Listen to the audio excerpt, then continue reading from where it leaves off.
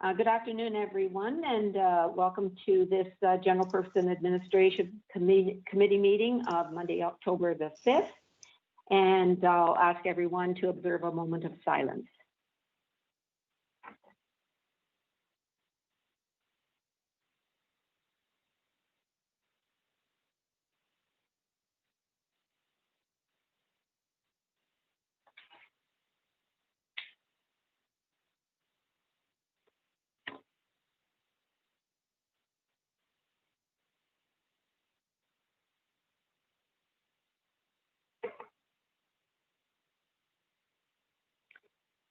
Thank you, everyone. I will now call on our clerk to talk about the processes for today's meeting. Mr. Clerk, please go ahead. Yes, thank you, Madam Mayor. And as we do with our electronic meetings, I'm going to start with a roll call today. Councillor Watton, are you available today? I'm present. Thank you very much. And Councillor McDougall, are you with us today?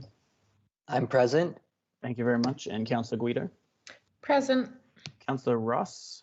Present, thank you. Councillor Kiesebrink? Present. And Councillor Brown? Present. Thank you very much. I'll also identify staff members who are now meeting today. And just in alphabetical order, we have Adam Dubecki. We have Carol Coleman. We also have some presenters with us today, Christopher Norris, Chuck Tebow, and Eleanor Cook, who will be presenting later on in the meeting. We have our new Chief Administrative Officer, Kenneth Nix. We have Kevin Heritage, Laurie Bowers, Mark Burney, Sandra Fry, Shauna Cornish, Terry Barton, and myself. And I will ask that everyone please mute your mic while you are not talking. This will avoid any background noise that may occur where you are and will avoid any echo in the audio. We also ask that you please use headphones if they are available to you. Again, that will improve audio quality. If you'd like to speak, please use the hand raised function. The mayor will then call upon you when it is your turn to speak. If you happen to leave your computer for any reason, this is for specifically with council members, please let the mayor know so that we can ensure that quorum continues to be met. When moving or seconding a motion, please announce your name. Again, the mayor may be using the hand up feature as well. And she will announce who is moving and seconding the motion. This meeting is being recorded and live streamed to the Township's YouTube channel. We will be using an electronic voting process during tonight's meeting. At the appropriate times, I will announce that the voting is open and council members will be asked to make a selection. Once everyone has voted, I will announce that the voting is closing. If for any reason a council member is unable to vote, please announce your vote verbally and say in favor or against. If the electronic voting system stops working for any reason, we will revert back to there asking for each council member for their vote. Thank you, Madam Mayor. That concludes my opening statement. Thank you, Mr. Clerk. And I would like to formally welcome our new CAO, Ken Nix. Ken, you've got big shoes to fill, but I know with your extensive municipal experience over the last 25 years. I know that you're going to do a great job for us. I was in the office this morning for a little while and saw you out there making introductions of yourself to our great staff, and I know you're already learning what a great staff we have here, and we're very welcoming. We're a family, and we will certainly do our best to make you feel welcome. Ken, is there anything you'd like to say, Mr. CAO? Thank you, Madam Mayor. I would like to thank you and council for this opportunity. You're right, Paul and his staff have done a great job alongside council, and I'm excited to be here and look forward to working with both council and staff and continuing the good things that are occurring in Scugog. So I can't wait to get started and work with you. Thank you. Thank you, and we look forward to our work with you as well. Moving on, is there any disclosure of pecuniary interest and the nature thereof on the agenda today? Seeing none. We're a little late starting today because we met in closed session previous to this open session. And we discussed the staff response to the applicant of the Oxnard Port Perry Inc. for Balsam Street subdivision.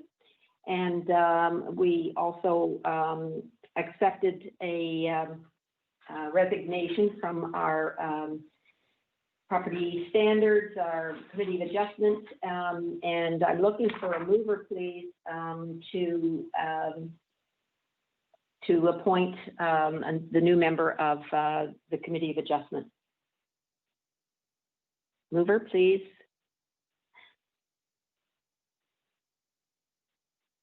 I have a mover, please. There's the motion there.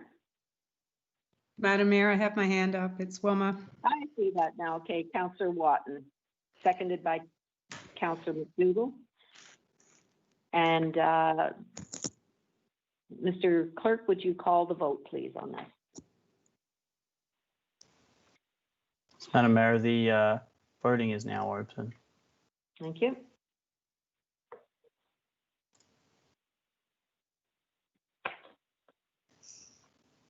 Mr. Clerk, I'm not able to, it didn't pop up on my end, so I will log back out, but I am voting in favor. Thank you. Mr. Clerk, also for me, it's not coming up this time for some reason, so I'm voting in favor. Thank you. And that's true of Councillor Brown also. Thank you. And Councillor Watton. Thank you very much. Yeah, on my end it says you're not logged in, so if you could just, as like Councillor Guido mentioned, log out and log back in, that would be appreciated. Closing the vote now, Madam Mayor. And, Mr. Clerk, does that mean we're not logged into the closed session or the open session? this is the open session now, so you should be logged Right. into the Well, open session. I thought I was, so that's why I'm a little concerned. Okay. Thank you. And Madam Mayor, please disregard Kenneth Nix's name in the vote. I will look to rectify that. Okay, thank you. And that is carried. And we certainly sincerely thank Mr. Frank Smith for his years of service on this committee. And we do accept his resignation. And we welcome Alan Honey, who was the alternate on this committee. He will now be the full-time member, and we will be advertising for an alternate for this committee. So thank you to everyone. Moving on, any announcements from council and staff? Any announcements from council? Councillor Watton?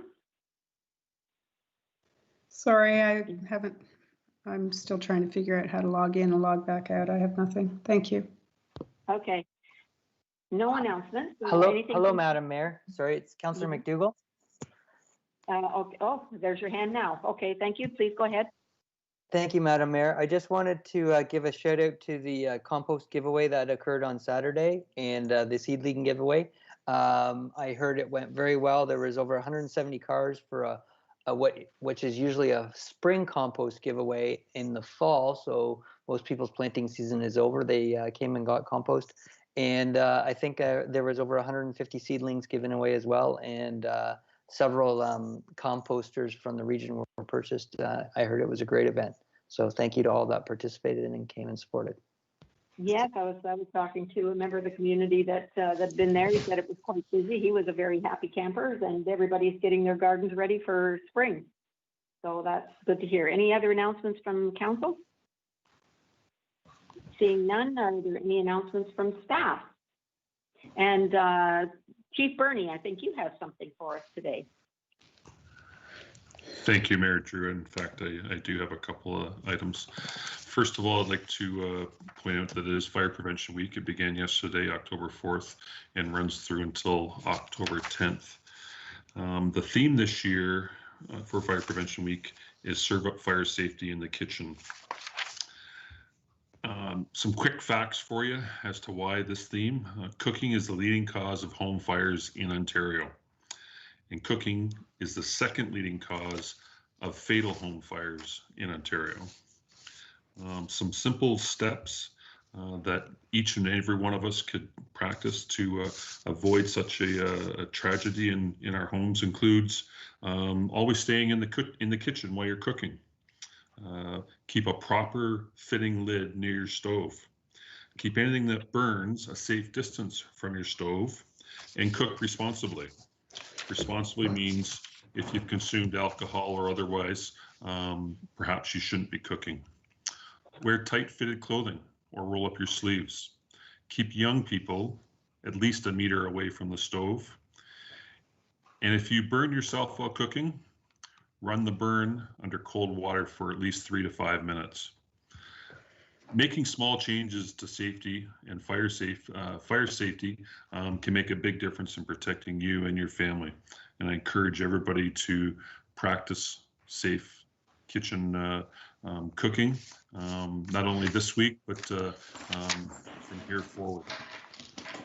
Next, I'd like to acknowledge Penelope. Penelope today became our junior fire chief for 2020. Penelope is a 10-year-old young lady from Greenbank Public School.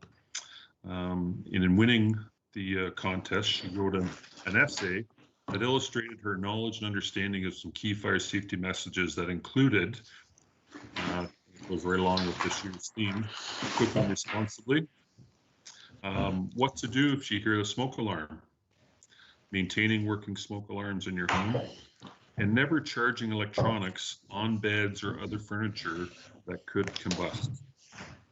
And then what to do if your clothes catch fire. Today, to start off her day, Penelope actually performed a fire drill at her school, and the school did very, very well, exiting the school within a minute or less. She also, along with myself and you, Mayor Drew, raised the flag for Fire Prevention Week at the Township Office. A first for us, and something I was very proud to have her participate with us. Since then, she's toured the fire station, and given that we're in the times that we're in, we've had to modify her duties a little bit. But in lieu of what would normally be this Friday's recognition ceremony speech by the junior fire chief, she is going to prepare a speech, and I'm going to deliver it to all of our staff on Friday as a part of my need to know messaging. And then lastly, I'd just like to thank Lori Bowers, our manager of communications, for helping us today with both Fire Prevention Week and with our junior fire chief. Thank you, Mayor Drew. Thank you. I met Penny this morning. What a delightful young lady she is, and she told me a little bit about her essay that she wrote. Very interesting. I'm sure that at some point we're all going to hear it or see it. And I think she was quite excited about being chosen. I understand she wore her lucky bracelet because she knew that somebody from Greenbank Public School was going to win that contest, and her lucky bracelet worked. Well, that's great. Thank you very much, Chief. Is there anybody else from staff that has an announcement? Seeing none, Councillor Kieserbrink, have you got your hand up? Did you have an announcement? Councillor No, Kieserbrink? Madam Mayor, I don't. I do not. Okay, I don't know if there's another DK. Okay, your hand is down. Okay, thank you very much. With no further announcements, we'll move on to presentations. And the first one is Durham Region Transit Phase A Service Plan. And I'd like to welcome Christopher Norris, operations at Durham Region Transit. I know that Transit has had to really with all of the problems with COVID and reduced ridership, they've had to really make changes on the run for the last 6 or 7 months, and at the same time trying to make improvements for service, especially in the north. So I'll call on Christopher Norris to just walk us through some of the changes that have happened and what's in store for us in the future. Christopher? Good afternoon, Your Worship, elected members of council and members of the public. It's always a pleasure to be able to speak to you, and thank you again for allowing me to speak this afternoon. So I will be reviewing DRT service redesign and transit system enhancements. So this will include a review of current ridership levels, ridership recovery strategy, the launch of Phase A of the service plan that took effect last Monday, September 28th, and some of the specifics to Scugog Township. And I'll provide an overview of DRT's new customer service applications. Next page, please. Thank you.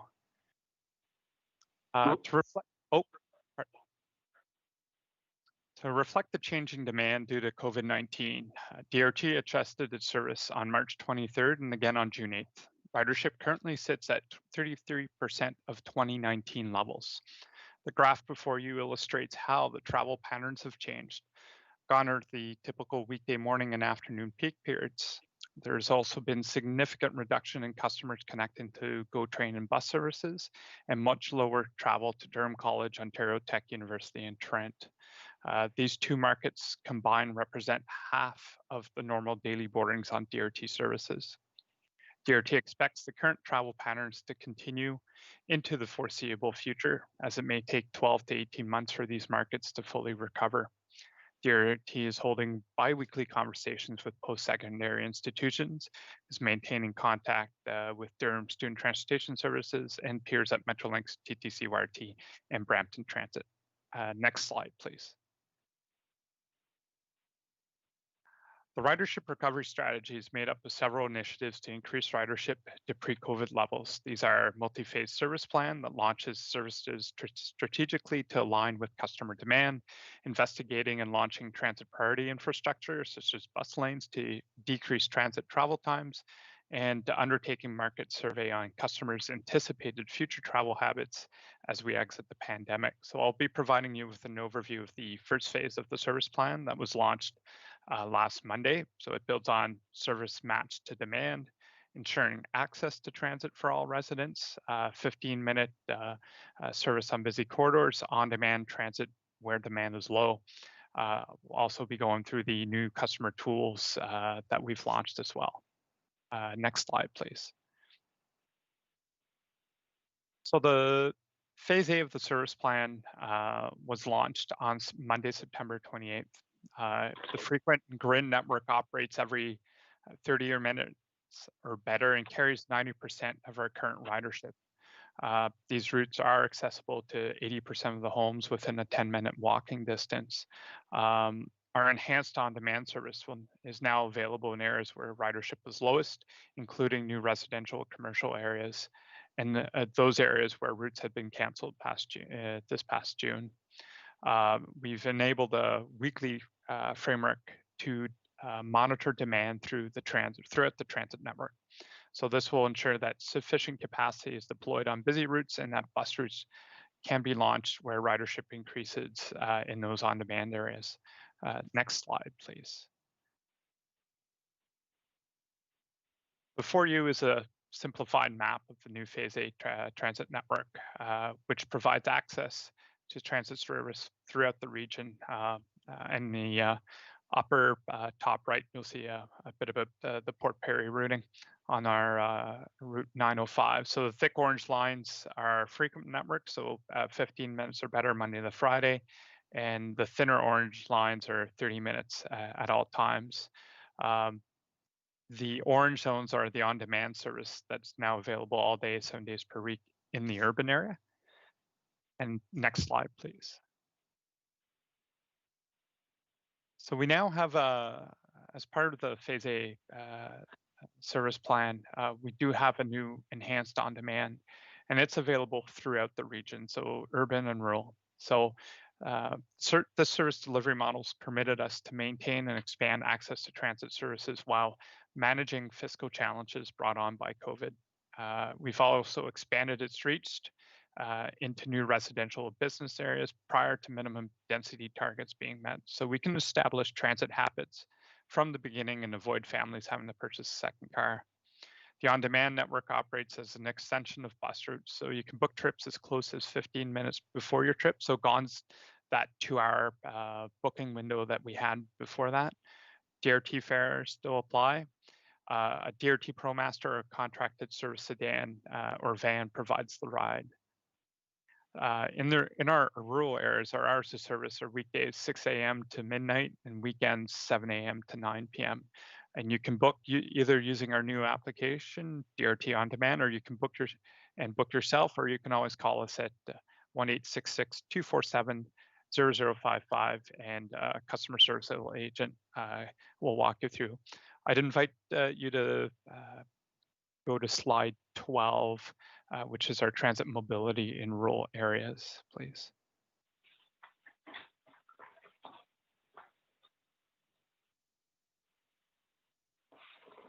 So some of you will have recognized this map from our rural review. So we've been able to fast track some of the recommendations from the rural review and implement them last Monday. So our new Route 905 links Whitby Station, Ontario Tech, Durham College North Campus, Scugog, Port Perry, and Uxbridge. We've expanded on-demand services throughout the region. We've implemented that new on-demand platform, so it's through the app or by phone. We have our bookings you can do in as close as 15 minutes, gone that 2-hour window, and we have that new mobile ticketing option that I'm going to walk you through. Next slide, please. And so we'll go through a bit of an example for trip planning on demand and our e-ticketing. Next slide, please. So DRT and its partners have launched new tools for customers to plan, book, and pay on transit. Transit and the on-demand apps provide trip planning and navigation throughout the GTHA and 200 cities worldwide. So you can plan a trip from Port Perry all the way out to Hamilton. It provides schedule and real-time information for customers to travel. Their plan their travel, and it could be multimodal as well. So it'll pick up bike share, TNCs, and car sharing if that's available.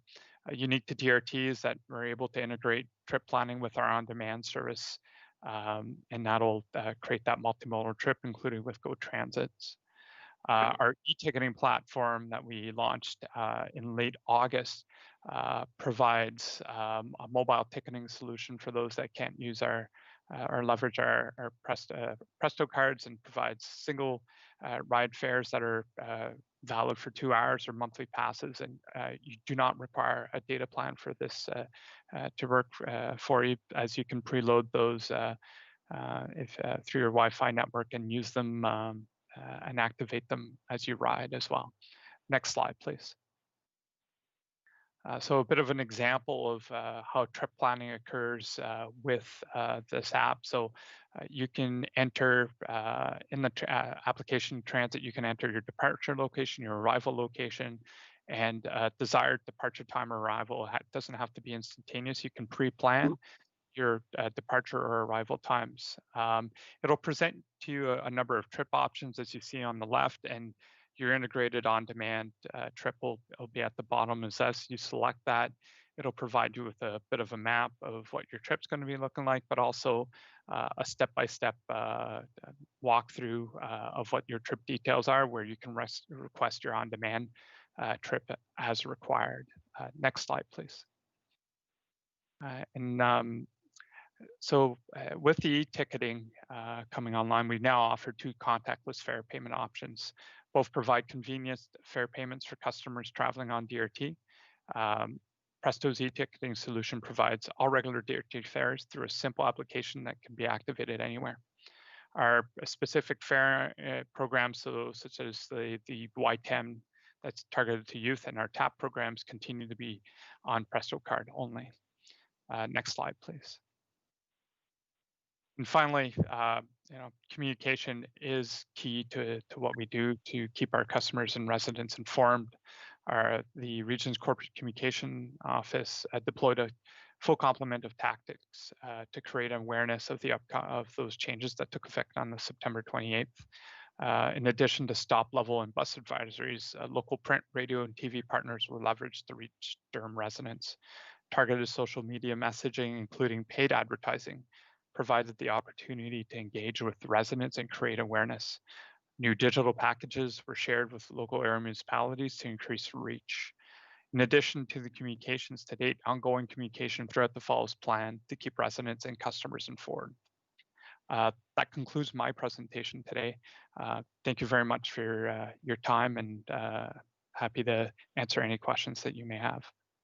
Well, thank you very much, Chris. That's very informative, and thank you for accepting our invitation to come and speak with us today. And I hope that there's a good audience out there listening to our meeting today and can get caught up on the good work that Durham Region Transit is doing. You've really responded to our concerns in the north, I believe. You've listened and responded. Are there any questions of Chris? Councillor McDougall? Yes, thank you, Madam Mayor, and thank you very, very much for this presentation, Chris, and thank you very much for the hard work for everybody at DRT right now. This is unprecedented times, and it's very difficult right now. As you mentioned, transit ridership is way down. Question is so will the on-demand service work? Blackstock, Caesarea, Nestleton, My Hamlets, Greenbank, Utica. Will that work for multimodal possible transportation routes to those locations, or is it only for the urban areas? Chris? Through the chair, it is available everywhere in Durham. So all those locations and then some. So we provide coverage in the entirety of the region. Wow. Okay, I know I could talk to you at length about this. This is amazing. The changes are awesome. The new 905 route looks really interesting. Thank you very, very much for this presentation. Thank you, Councillor McDougall. Councillor Watton? Thank you, Madam Mayor, and thank you, Chris, for your presentation. I just have a couple of questions, if I could. With the on-demand for the rural areas and the 15, being able to call up to 15 minutes prior, I'm guessing that you will have local business or local vehicles available to meet that 15 minutes. And then say it was from Blackstock, it would go to the Port Perry bus stop. Is that correct in my understanding? I'm just thinking because sometimes it's much longer than 15 minutes to connect and so on and so forth. So did that make sense? No, absolutely. So we do ensure that there's availability during our operating hours so that people can request trips. Depending on where your origin is, that 15 minutes may depend on how far the vehicle needs to travel to reach you. Right. But yes, if you're planning a trip down to connect down to the GO station, let's say, we will bring you into Port Perry to connect with the 905 and travel down to the GO station where you can continue your trip on to the Lakeshore East GO train. So further to that, is there a minimum or a maximum wait time at the at the bus stop that a resident would be expected to wait for a connection or would need to plan on for a connection? Like, I'm just struggling a little bit how that's all getting coordinated. So, that's a great question, and we get into the on-demand platform and the trip planning app that we have powering a lot of this technology now. And what they're able to do is based on your trip request, plan that travel out and put in that trip request. We've got it will suggest to you a trip plan that minimizes your wait time. Connecting the only because the on-demand and the DRT service we control, probably the most challenging part may be some of the wait at the GO transit station, where there've been some changes to the GO rail service schedule since we've been able to launch this. Okay, thank you. And my final question, if I may, Madam Mayor, is I know that a lot of safety measures have been put in place, and I know that there's been some communication about that. How do we, or do you have plans to continue to communicate those safety measures I believe it's a vital piece of the equation, because we need to rebuild the consumer confidence to travel on, on public in public vehicles. Do you have specific plans for that, or is it all part of your complete communication strategy? Through the chair, that's a great question. So, and I'll bring it back to slide 3 of our ridership recovery strategy, and where we were doing that. We've done that market survey on customers' anticipated future travel habits as part of that, and there's going to be a presentation at our transit executive committee this week, but a bit of snippets there is really portraying that what you're saying about the safety and cleanliness of our vehicles, and I know our corporate communications team is developing a communication plan around that. So you should be seeing more from us in next month or so regarding that specific message, is my understanding. That's terrific, and I'm so glad to see that the North has been included in the build out. So I thank you for that, and appreciate all the work you've done. Thank you very much, and thank you, Madam Mayor. Thank you. Councillor McDougall, your hand is up. Is this another question, or is your hand still up from before? Oh, it's up from before. Okay, it doesn't seem to be any further questions. Chris, could you, I'm assuming that, the 15-minute window for on-demand, that would be the minimum amount of time that they would need, but it would be best to extend that a little bit to, however, 1 or 2 hours before. Would that be fair to say? That's correct. If you know that you're traveling, you can pre-book your trip through the app or by calling us, and that's probably the advice. But if your trip is fairly spontaneous, and know that we're trying to enable to do that as well. Yeah. Okay. Thank you. And could you give me that telephone number again? Because those people who are not comfortable with an app, and that would be me. Could you give me that telephone number again, and then you phone that number, and then you tell them where you want to go, what time you have to be there, and they'll help you plan the trip, including the on-demand. Would that be fair to say? That's correct. We've got that number. Yes, 1-866 247 0055. 0055. Okay. Maybe we could put that information in the bulletin board that goes in our newspapers, just every now and again as a reminder to people that they can access public transportation in Durham Region and Scugog to get wherever they want to go. So, fair to say? Yes. So thank you very much, Chris, for updating us on the service improvements and how you're dealing with COVID and so on. So thank you very, very much for coming today and keeping us informed. Thank you for the opportunity. Thank you. Thank you. So now we will move on to 9.2 and we start. Yes. Oh, motion to receive. Yes, please. Thank Correct. you. Motion to receive.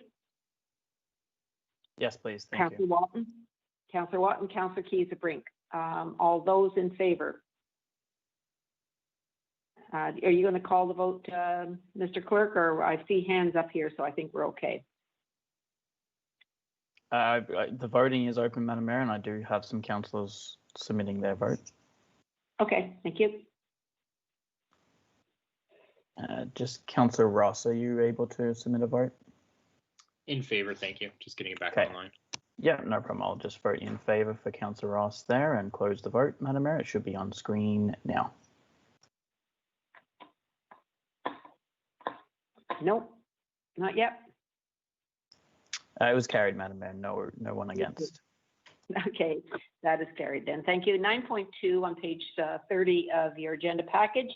The Scugog Tourism Wayfinding Strategy. This is something that we've been anxiously waiting for and quite excited to hear it coming today.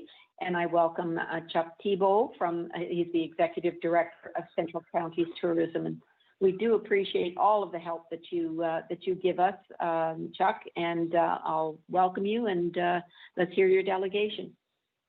Oh, well, thank you very much. So yes, I am Chuck from Central Counties Tourism. We're the provincially funded not-for-profit that's dedicated to developing, supporting, and promoting tourism in Durham Region, York Region, and the Headwaters Tourism Region, which is Dufferin County, Caledon, which is part of Peel, and Erin, which is part of Wellington County.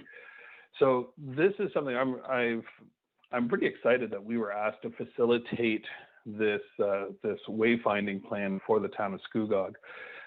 It comes off of the tourism plan that we worked on, and I'm going to try to quickly just give you a sort of that pie in the sky summary for this presentation, which then relates to the staff report and the full plan that's part of today's consent agenda. So we can go to the next slide.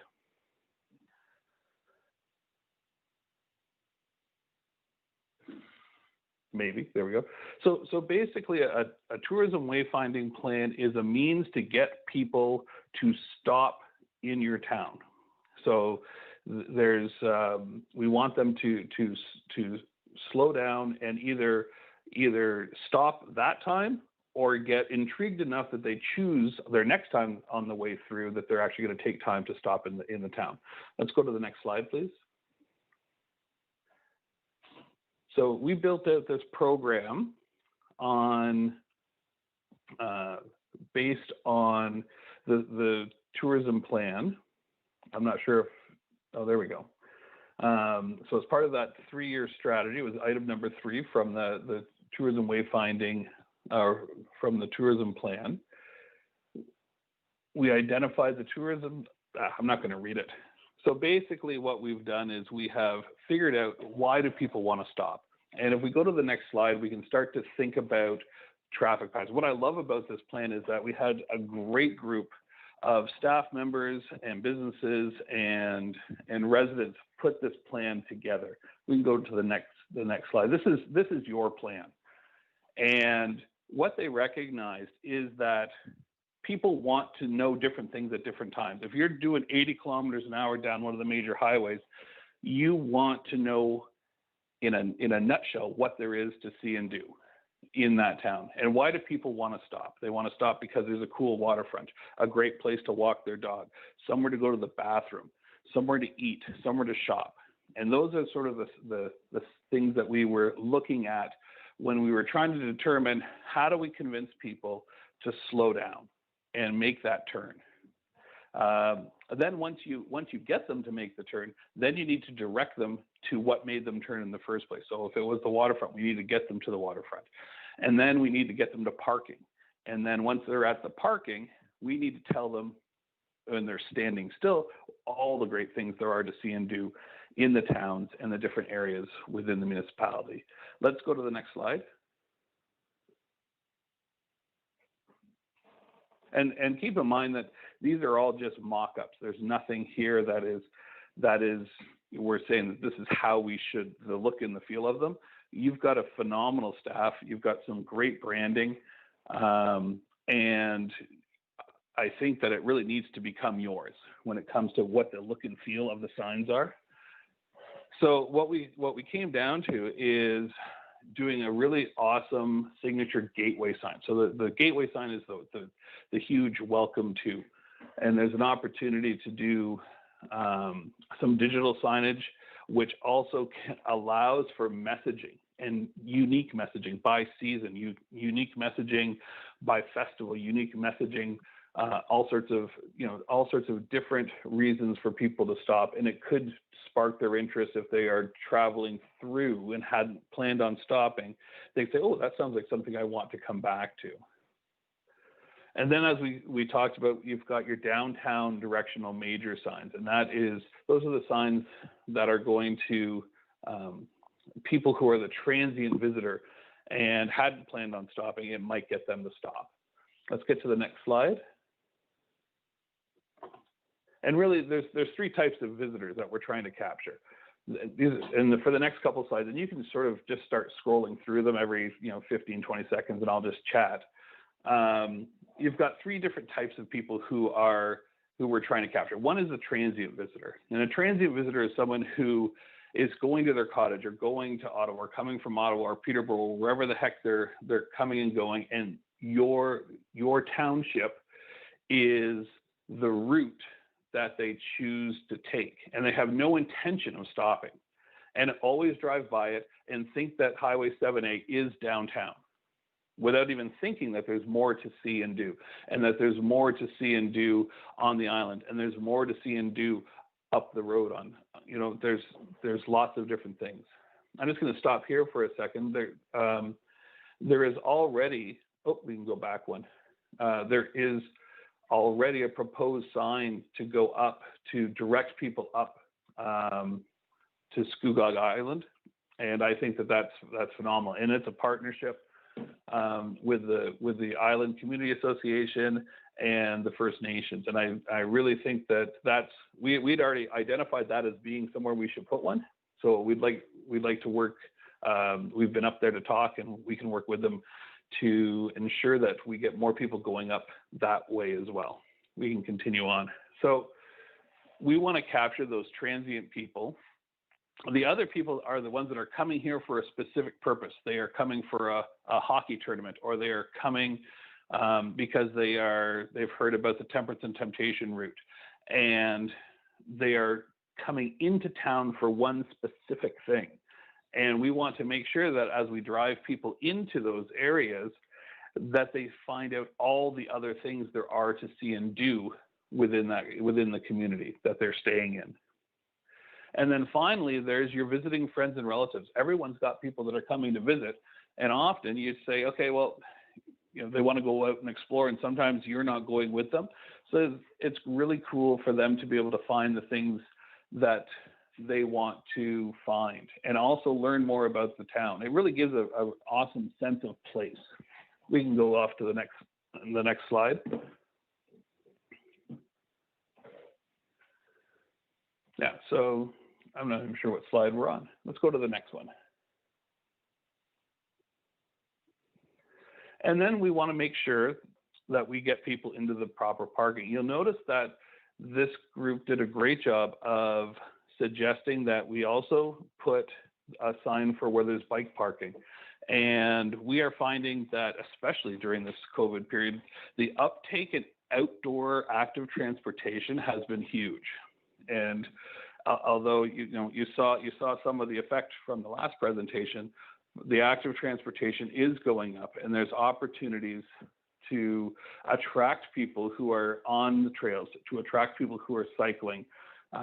This group did something I've never heard of before, and I loved it, is to entice the snowmobilers in the winter to come into town too. So actually having trail markers by season that get people to come into town, because right now they're coming right by us, and they're not stopping, and they're not leaving their hard-earned disposable income in your businesses in town. We can do the next one. So that's just sort of an example of how the directional parking sign could look, getting them into the right lots. And we go to the next one.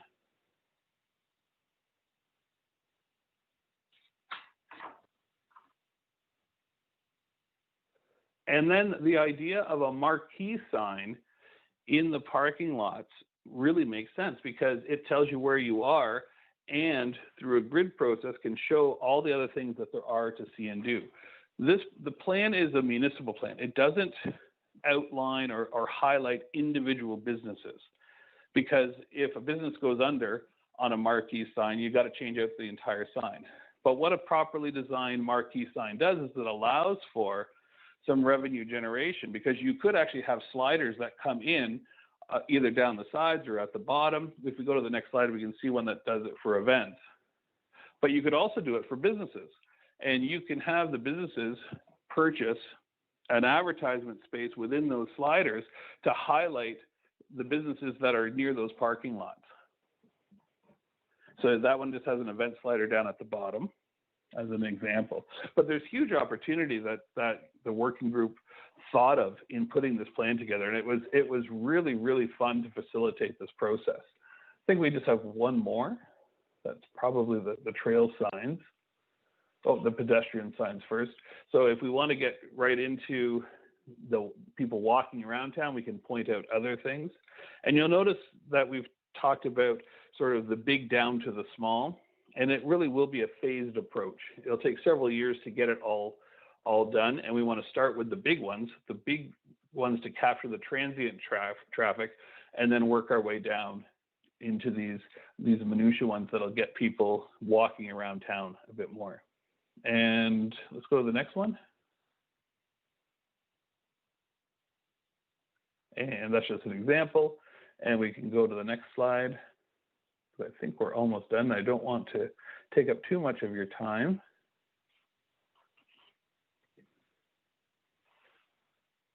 It could just be my computer that's taking time switching the different slides. And we've got the trail. So the trail markers here are the same idea. And I really liked that you'll notice in the actual the plan, the wayfinding plan, all the trails are marked out and are mapped on the maps with different ways for us to entice the people using those trails to come into the various commercial areas within Scugog. We can go to the next slide, which I think is just one of the, oh, that's it. Perfect. That's all we've got. So I hope that I got through that in my 10 minutes, and I apologize if I didn't. And I can take some questions, but I know that Lori and the team are completely prepared to answer any specific questions when it comes to the staff report and the full tourism wayfinding plan. Well, thank you very much, Chuck. That's really quite exciting. And you mentioned the great team you had to work with here. And it sounds like you may have picked up some ideas from the team here to use for future endeavors by Central Counties Tourism. Just maybe. That is. Oh, absolutely. The stuff with the trails, we've done a couple of these, and like, I never like to come in with any preconceived notions of what a plan should look like. I drop hints so that, the next time we do a wayfinding one, I'm certainly going to be dropping some hints about using the trail systems, and especially winter purposing, because that to me was absolutely brilliant. If you can drive additional business on your slow seasons down to your commercial businesses all throughout the municipality, it's great for the business owners who's often struggle through the slow months, and your residents will appreciate it too, because it could mean the difference between them being able to keep their doors open and having to close permanently. Right. Yeah. Thank you very much. Are there any questions, Michelle? Councillor Ross? We're going to deal with the report right afterwards, but any questions on the presentation?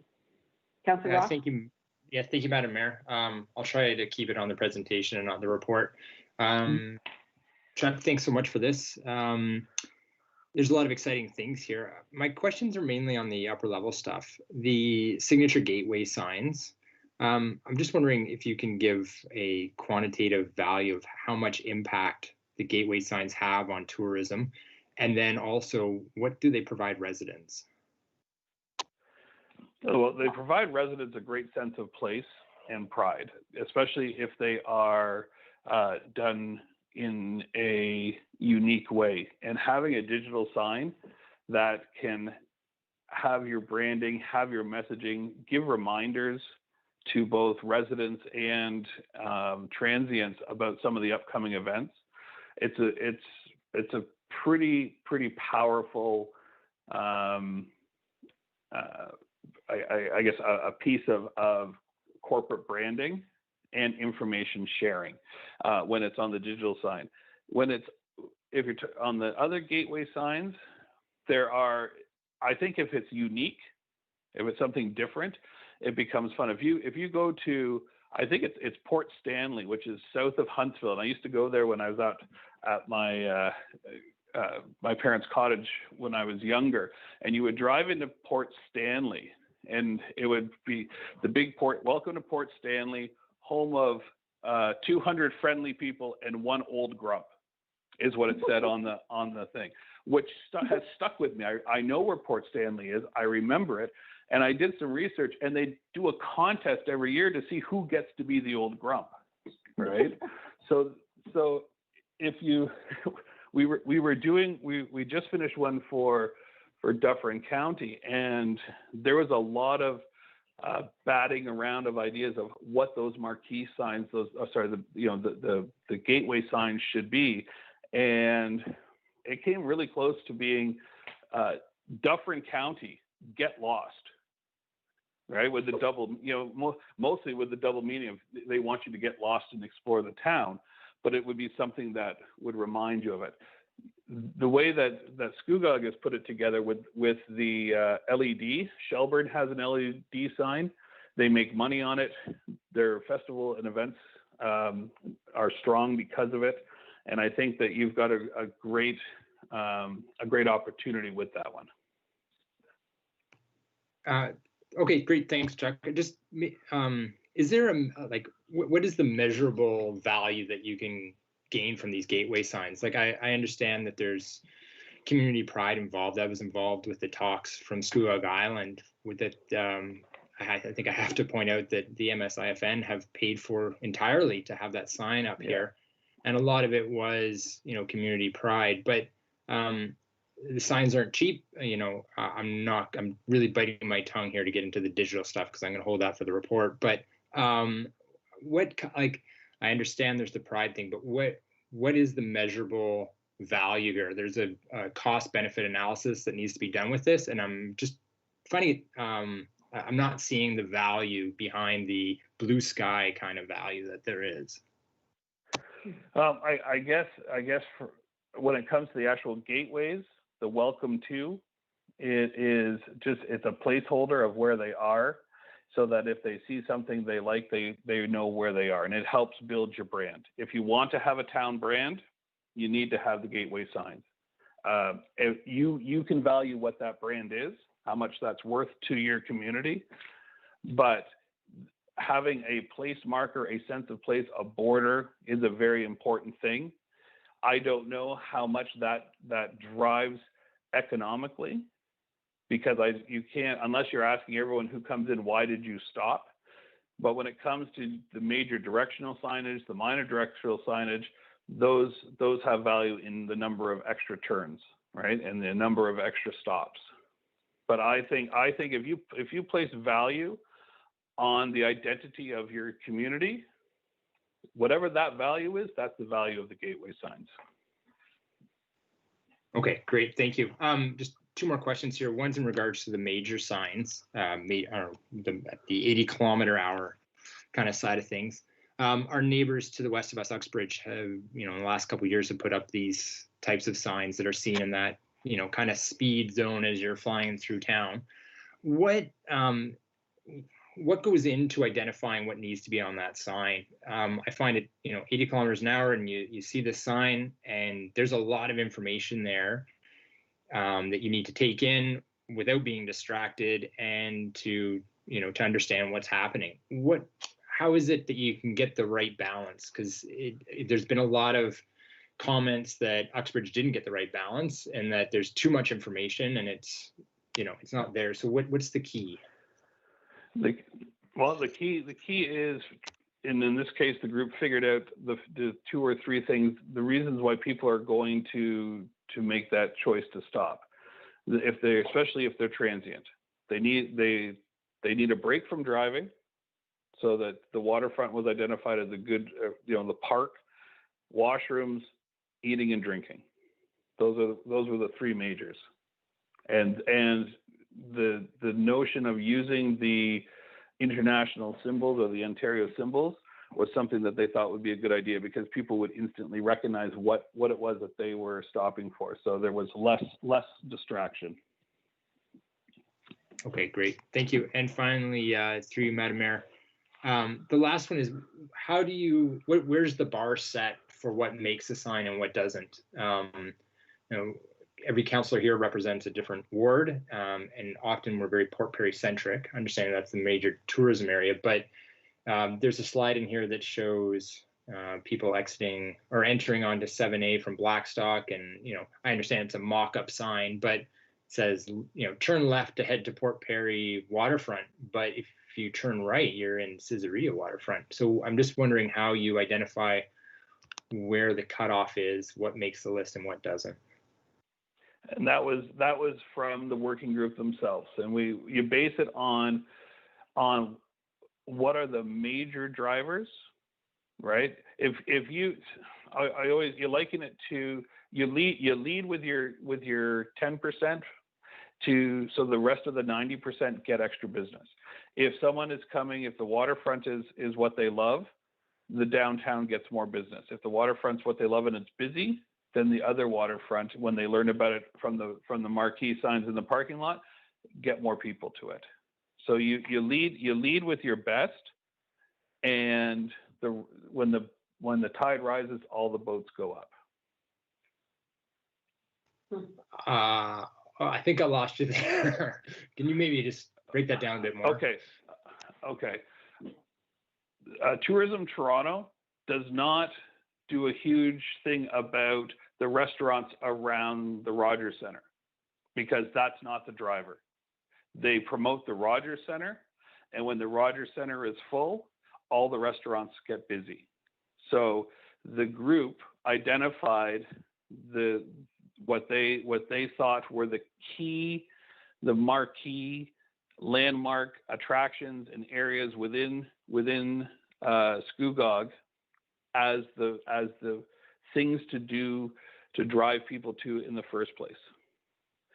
Once you've driven them to that area, the rest of the businesses within that area will also benefit from the additional people being there. So that's how they chose it based on what they thought was going to be the most popular and be the one the things that would convince people to stop. Okay, that's great. Thank you very much. Thank you, Councillor Kiesebrink. Thank you, Madam Mayor. Thank you very much, Mr. Tabo, for your presentation. I was wondering if you could comment for us on how Central County's tourism has resources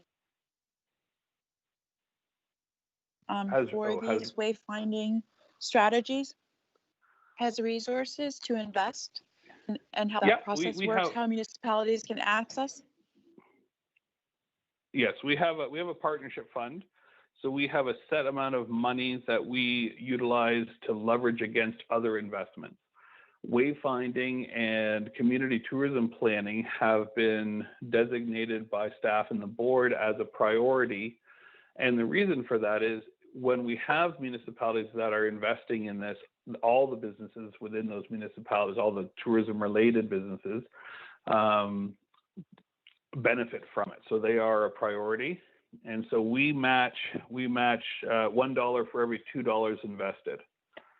And I think we've already earmarked a little bit, knowing that this should be coming to fruition sometime in 2021.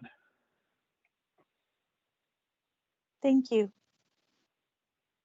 No, thank you. That's a good question. Anything further, Councillor Kiesebrink? No, not at this time. Okay, thank you. Councillor McDougall. Yes, sorry, excuse me. Thank you. Yes, Madam Mayor. Thank you for your presentation, Chuck, on the signage for Scugog Township. A couple questions I have, just in terms of trails and generating, this is wayfinding for tourism type purposes, not for local type purposes. I cycle a lot. I paddleboard. I windsurf. But one of the things I noticed is cyclists out on the Greenbelt route are intrigued about going into Scugog or into Port Perry actually to visit the lake, but they really don't know how to get here. They don't know what turn to take. Did they go down line 4, line 6, Reach Road? How do they get here? Is there plans on kind of that marking and then further on to the provincial cycling route, which goes through Port Perry as well, or through Scugog as well? Yeah, if you look, I think in the plan, we've identified the trails and cycling, specifically both road and trail cycling, as a good opportunity for doing some additional signage. Because they do, although sometimes you wonder where the heck they can fit a credit card in those skin suits, they do technically or typically have some money on them and do like to stop and take a break and explore new places. And we want to capture that. Yes, thank you for that. And then to follow up on that, actually, it's Epic Tour to Halton, the average income of a rider is $145,000 a year. So it's actually not the cycling journey when they spend the most money. It's actually the return journey. They come back with their wife to go out to the restaurant that intrigued them in the following. In terms of something that Councillor Ross had touched upon, when we're pointing people into the urban area of Port Perry, it's often like the area in Caesarea that will attract people to the skate park, or more likely to the the sandy beaches that are in Caesarea, but not necessarily in the Port Perry area directly. Will there be signage to point people to those sorts of areas?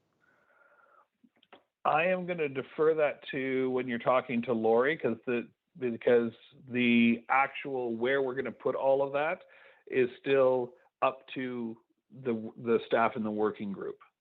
It has been identified, so it's a matter of where we're gonna, where do we start and how do we get into the minutia over the next couple of years, directing people in. And I know that sounds like I'm just passing the buck, but I think that the staff are going to have a better handle on exactly the order in which we do the signs. Okay, thank you. And further through you, Madam Mayor, just a question. So you had given an example in terms of Toronto, directing people to go to the Rogers Centre, and once the Rogers Centre is full, everybody's bucket fills up. So in terms of Scugog, what is the main drivers here? Is it not the lake and the historic value of the homes, the farms, et cetera, in the area? Probably more than anything, I think it would be the lake and maybe some of the trails in the countryside that exist around Scugog. Yep, those three were definitely identified. Plus the historic downtown that is on the lake. It is a completely unique proposition. I can't think of another place in Ontario that has that combination in the way that you do. You also have a really good food scene and you have a phenomenal art scene. So these are things that we've sort of batted around for future development, and we are actually working with artisans in your area, looking to create art trails and different things like that.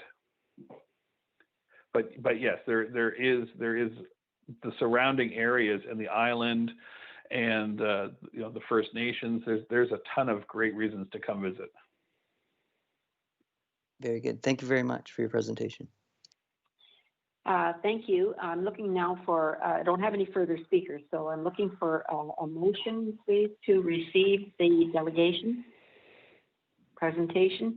That would be Councillor Watton and Councillor Brown. And Mr. Clerk, well, I'll get you to call the vote. Voting is now open, Madam Mayor.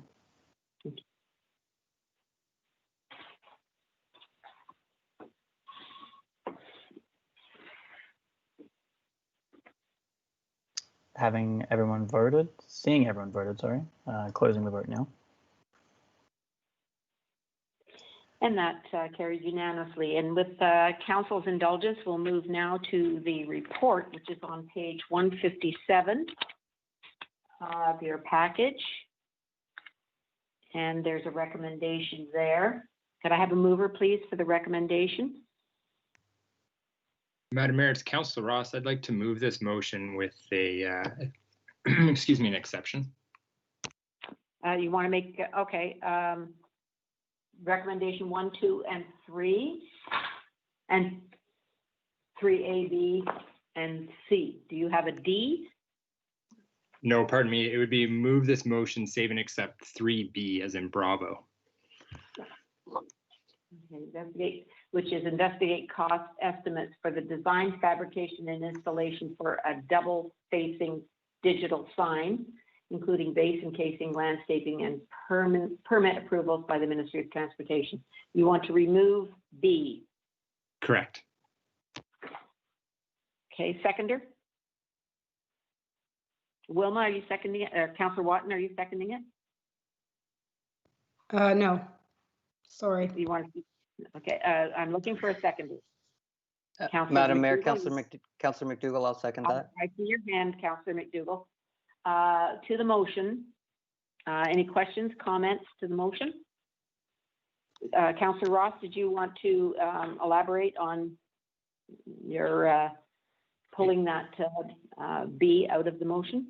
Yes, if I may. Thank you, Madam Mayor. Just directing towards my colleagues. I think Mr. Thibault said it very well, and that the gateway sign coming in. First off, I should say that I think the wayfinding strategy is fantastic, and it's a need for this community. From as they broke it down from the very local parking spots and wayfinding maps that get you around town to the big ones that direct people into town. My concern is with the digital gateway sign coming in. And as Mr. Thibault stated, gateway sign is the identity of a town. I don't feel that a digital sign is what this town is all about. The location that's recommended for it already is oversaturated with signage, including digital signs right now. This is what people first see when they're driving into Port Perry. And I continue to hear from people very recently, as in this morning and yesterday, of how they're against this. These are island residents who will be passing it daily. In addition to, in the past, we've had issues or concerns, I should say, about signage from medical associates with their new digital sign. And I know it may not be the same, but the digital sign is a contentious issue, and I don't think it represents this town. We can talk for hours, as we have, on the shade and tinge of the color red for a sign. I think that a digital sign is a bridge too far at this point. Thank you. I'd just like to inform council that if you wanted B into the motion, then I would suggest that you vote against this, and then another motion could come forward. I'm not expressing my opinion, but I'm just saying that if you really want B in there, you would vote this motion down, and somebody else could make a motion to approve the recommendations as printed. Do I have any more speakers to Councillor Keysebring? Oh, thank you, Madam Mayor. If I could just ask some clarification from Councillor Ross. Go ahead. My question, thank you, Madam Mayor. My question is, would you be amenable, Councillor Ross, to keeping in B if we just struck the word digital, and so that we could still have gateway signage to get people to stop in the first place and then to see the rest of the wayfinding strategy? Ross? Yeah, well, have to look at that again, but no, my issue is just with the digital. And the way the gateway sign itself, as we have on 7A coming in from the west side near the Smart Center area, that's a very nice welcome, sense of pride for the town. The issue is not the gateway sign. The issue is the digital medium. Is that what you're referring to? Yes, Councillor Ross, I'm wondering if we could, oh, thank you, Madam Mayor. I'm wondering if we could perhaps, rather than removing B, because we kind of need B, otherwise no one will see the rest of the signage strategy. So I'm wondering if we could just maybe remove the word digital for now. It's not like there's always the future to talk about things, but for the time being, this would get a really generous start to the wayfinding that so many have worked so hard on. I'm just wondering, Councillor Ross, if that would be a suitable change rather than striking it, to just remove the word digital from B. That's a good point, Councillor Ross. Would you like to adjust your motion with a friendly amendment? Thank you. Does B, my reading of B was that it only deals with the fabrication and installation of a double-facing digital sign including base, casing, landscaping. So the suggestion is from Councillor Kiesbrink that B would read, investigate cost estimates for the design, fabrication, and installation of a double-facing sign, including base and casing, landscaping, and permit approvals by the Ministry of Transportation. Is that correct? Just removing digital? Correct. I believe so, yes. Yeah, absolutely. And I think that speaks to my point, is the digital medium is the issue. So yes, Okay. if my seconder will come along. Okay, so your friendly amendment to your motion is that we leave B in, but remove the word digital at this point. Yes, we can replace digital with gateway if that works better for staff or who never needs to take direction. Okay. We'll just remove digital. Let's go with that. Okay, just remove digital. Who was the seconder for that, Mr. Clerk? Councillor McDougall. Councillor McDougall. Would you be in agreement with that, Councillor McDougall? A friendly amendment? Yes, I'd be in agreement with that. I would prefer, though, if it's a gateway sign. Councillor Ross? Yeah, absolutely. Gateway sign, removing digital. Thank you very much for your suggestion, Councillor Kiesbrink. Okay, so that's a friendly amendment. And are there any other speakers? Councillor Watton, I believe you had your hand up earlier, did you?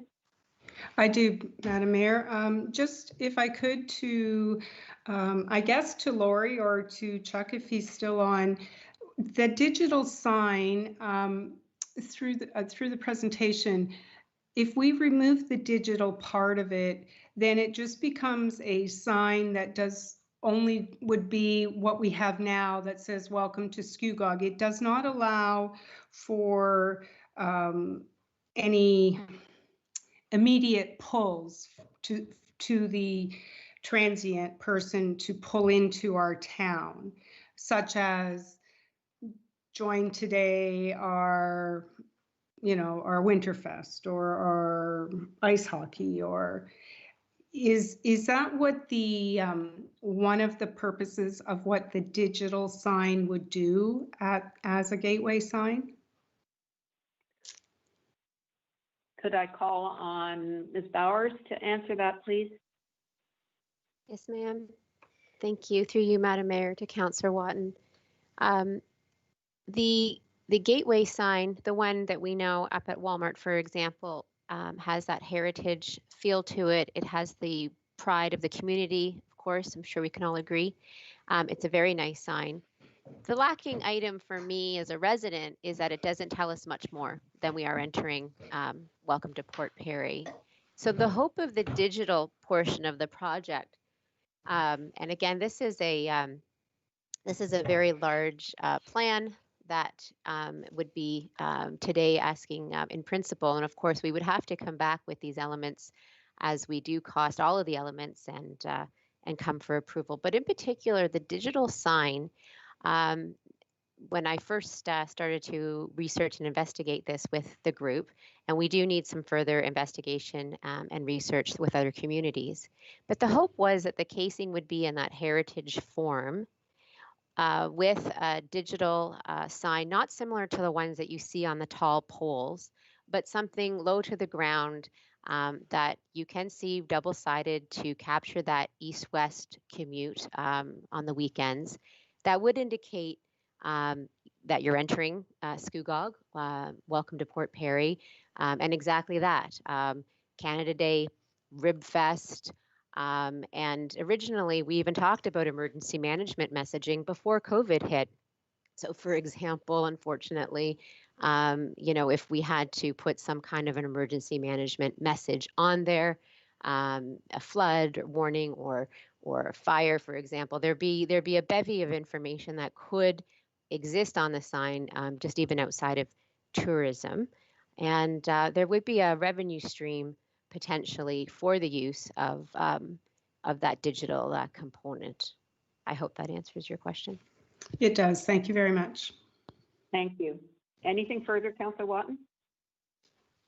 No, that's it. Thanks, Madam Mayor. Councillor Brown? Thank you, and through you, Madam Mayor. I'm in Uxbridge a lot, picking up children and traveling back and forth, and they have a digital sign, and it's the first thing I look at off 6th Concession or Highway 47 when I drive into town. It affords the township there the opportunity to do what I think Lori was suggesting, and that's just keep people informed as to things going on, and you can change it at a snap. If you do it right and you respect the heritage values of this township, which I think you can do with a digital sign, I don't see why we wouldn't have one. Okay, thank you. Councillor Kiesebrink. Thank you, Madam Mayor. Maybe I could ask this question of Ms. Bowers.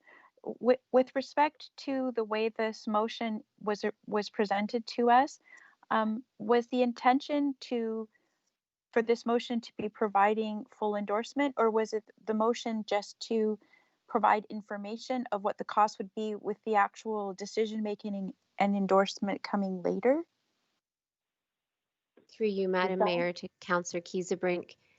Yes, the intention, because this is such a large plan, it's just to kind of get that plan established in principle, and knowing that some of the larger pieces, some of it living in current budget, some of it going to be needed to be referred to future budget, and pending the 2-to-1 partnership funding as well application. So that is correct. We are really just highlighting this as in principle, and that we will have to come back in the future with more meat and potatoes for your consideration. So if I could, Madam Mayor, thank you. So if we were to take Councillor Ross's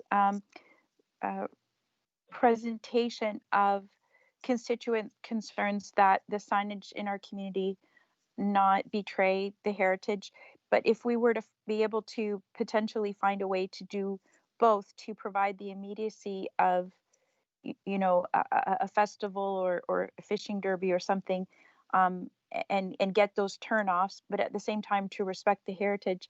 If we were to proceed with this motion as it reads, is there still an opportunity if we get the information back and then we look at the design and it doesn't come across with enough heritage feel, is there still an opportunity to say no? Or if we say yes to this now, is that it? And however it comes, it comes.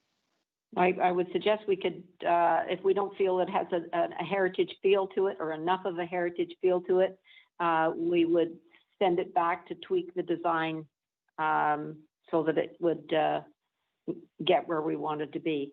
Would that be correct, Ms. Bowers? Yes, Madam Mayor, that would be correct. We would seek approval. Thank you. And I don't see any further questions. Madam Mayor, I apologize. I am unable to raise my hand in Teams. I don't know why, so I will have to be rude and just speak. I apologize. That's fine, Councillor Guido. Go ahead. Thank you. And are you only taking questions on the proposed amendment or motion, or is it on the entire report that we're able to ask our questions now? You can ask questions on the entire report. Okay, beautiful. Thank you very much, Madam Mayor. Through you, likely to Ms. Bowers, in regards to the marquee signboards and the proposal to rent space out to local businesses, is the expectation when the final proposal comes to council that there will be a policy on what that process would look like to ensure that we have fair and equitable representation of rental space, and that it's not continuously the same business or businesses that are always putting rental space or taking advantage of the rental opportunities? Bowers? Yes, through you, Madam Mayor, to Councillor Guido. Yes, a policy would have to be created. We do have to kind of now, the next steps, I guess you could say, would be to further evaluate those opportunities. And I'm completely hearing what you're saying with regards to a fair and equitable in terms of the business advertising on the marquee, but the more outer limit advertising might be the first step with regards to just special events once we get out of COVID and we see those events happening again. And already currently in town, we do see, the Home and Garden Show, Rib Fest Canada, and they happen at specific times of the year. But the nice thing with sliders, if there's a competing weekend or maybe something's coming up close together at a certain time, there's opportunity to have more than one slider to showcase more than one event. Right. Thank you, Ms. Bowers. And the BIA is successful with having single events on their signs put on there. And while it's not digital, drivers are certainly able to read whatever event is currently advertised at the bottom of their sign. So that's good. I do just want to make sure that all businesses have the equal opportunity or events to advertise. My next question then would be, let's say all of this goes forward and it is now someone's responsibility for managing those rental spaces, as well as if the digital sign goes forward, managing the events update. Whose job and where would that fall in for responsibilities? Who would be looking after that? Thank you, Madam Mayor. Through you to Councillor Guido. That would be a conversation to be had with our senior management team and CAO to identify that. Signage typically at the moment is a public works function, if I am not mistaken, with Carol Coleman's area. There is already through Megan Michelle, for example, a role there that, for example, would do bookings of the gazebo and the parks and things of this nature. Perhaps we can follow some of that existing policy to create. This would be a first and new to us, so we will have to just take that back for discussion and then present that as an opportunity for recommendation and then approval. Thank you. And through you, Madam Mayor, further to that, at the arena in Port Perry, there is a digital sign. Currently today, is that managed by the recreation staff, the updating of events or whatever's displayed on that board? Through you, Madam Mayor, yes, it is. It's a recreation function. It's a bit limiting, I should say, what you're able to actually character-wise get on that particular board, but it is a recreation function. Yes, thank you. Yes, okay, thank you. And my only concern with digital, well, one of my concerns with digital is sometimes, and this has nothing to do with error on staff side, it's likely error on the sign side where there's flashing font sizes or whatever error message has been flashing on the arena one over the course of the past few years. It then loses its oomph if it's not even displaying a proper message rather than the font type names. Anyways, yes. I appreciate this report. I know there's a lot of work into it. To Councillor Ross's points, I do want to ensure that the entire municipality, like it's Scugog's wayfinding strategy, not just downtown Port Perry's. I hope that our entire municipality will benefit from this initiative. Thank you, Madam Mayor. Thank you, Councillor Guido. And there's no other questions. So Councillor Ross, do you want to wrap up? Thank you, Madam Mayor. Just a follow-up question to Mrs. Bowers. You mentioned that there was a revenue stream that was potential with this billboard. Is that to assume that we have advertisement on the actual digital screen if it went ahead? Through you, Madam Mayor, to Councillor. Again, this is very preliminary research in terms of that item, which would need absolutely to be researched further and fleshed out. The idea would be an opportunity to promote a particular event. I wouldn't at this time recommend promoting a particular business. The intention would be those larger fishing derby, Rib Fest, kind of those third-party independently run events outside of what the township runs. Okay, great, thank you. And finally, the pinups, I don't know what to call them exactly, but a pinup sign like we have at Simcoe and 7A on the northeast corner of the Welcome to Scugog or Welcome to Port Perry sign, where you kind of slide across Rib Fest from this day. Is something like that not available on a larger gateway sign that we could still promote major events in town without the use of a digital medium? Through you, Madam Mayor, to Councillor. I'm sure that we can design any number of options and bring back both digital and not digital, perhaps for your consideration if you'd prefer.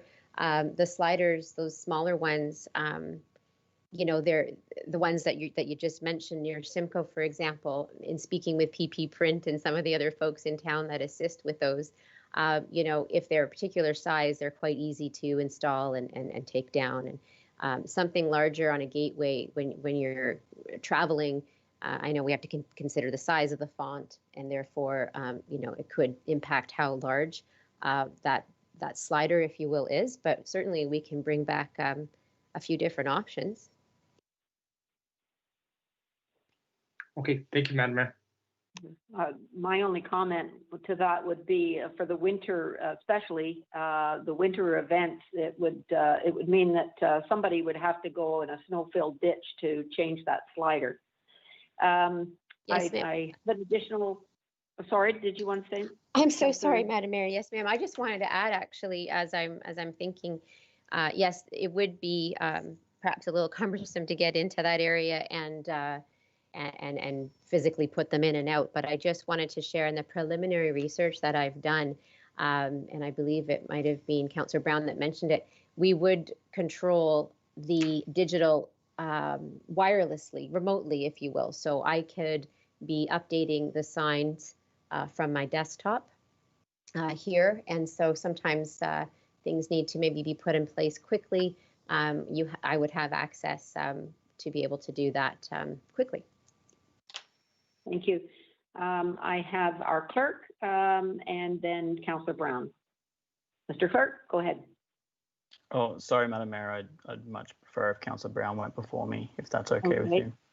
Yep, Councillor Brown, go ahead. Thank you, and through you, Madam Mayor. Just, I mean, just off the top of my head, at least, we have winter here for 9 months a year, and it's dark a lot. And I don't know whether or not a lighted sign makes it different. I would like to think so. So if you have a lighted sign, then you probably are drawn to looking at that a little bit more than you would be with just a regular sign. I know that you can light regular signs, but if you've got something digital and it is moving, it does draw your attention to it.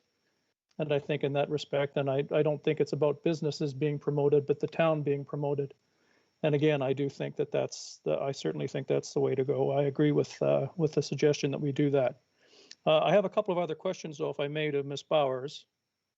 Go ahead. Page 23 of 53 of the attachment, commonly phased in over 3 to 4 years. I don't know whether there's any way to hurry that up if we can get on the same page and agree to what we want to do here. But can we shorten that timeline somewhat? Because it seems to me we're behind a little bit when it comes to signage. Through you, Madam Mayor, Councillor Brown, thank you.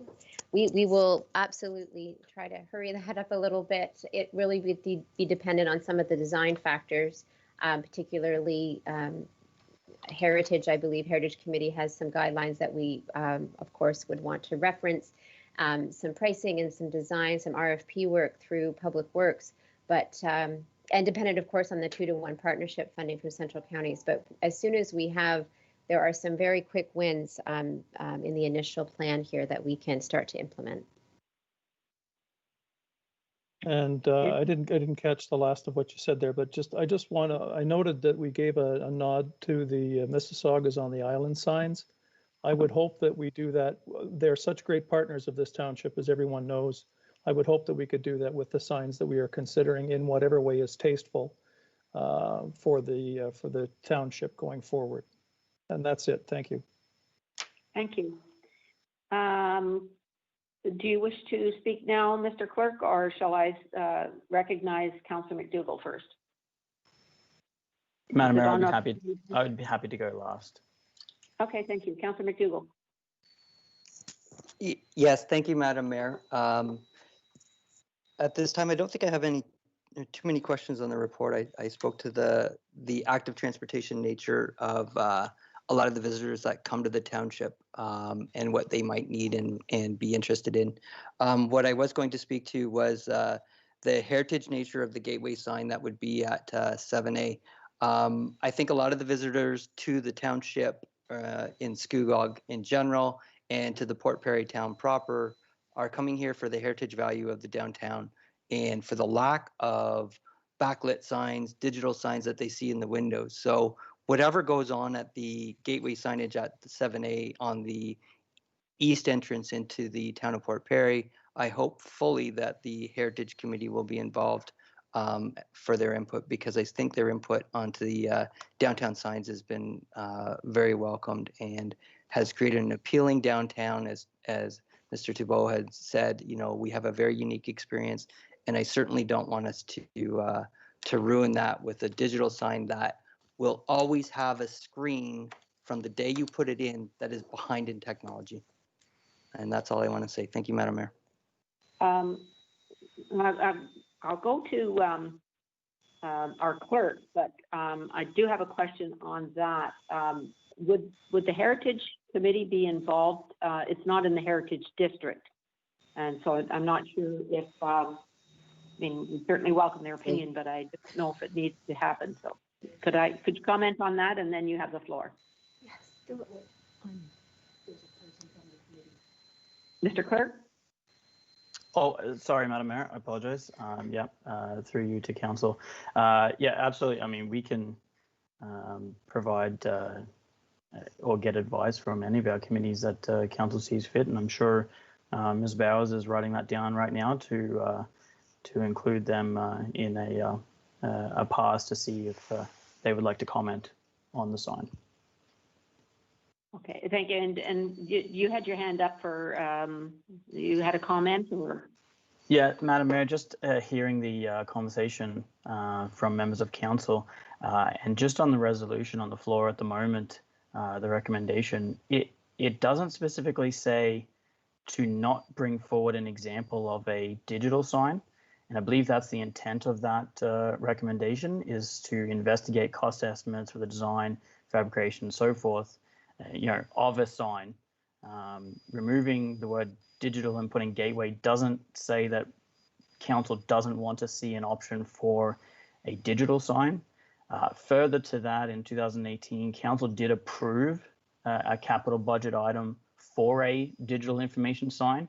So if that's no longer the direction of council, we'll have to address that. And I don't believe that the entire capital budget item was with regards to a digital sign, but I know that definitely a portion of that capital budget item, and I don't have it in front of me, I'm afraid, but I just know that to be the case. So a couple of things there I'd just like to bring to council, to bring the awareness to council. Well, how do you see us proceeding with this? Like as it is now, it doesn't preclude staff from giving us the option of a digital sign with a heritage look to it. Would that be fair to say that you could still, like, staff could come up with a number of different designs of signs as the motion stands now, and some of those could be digital? Would that be fair to say?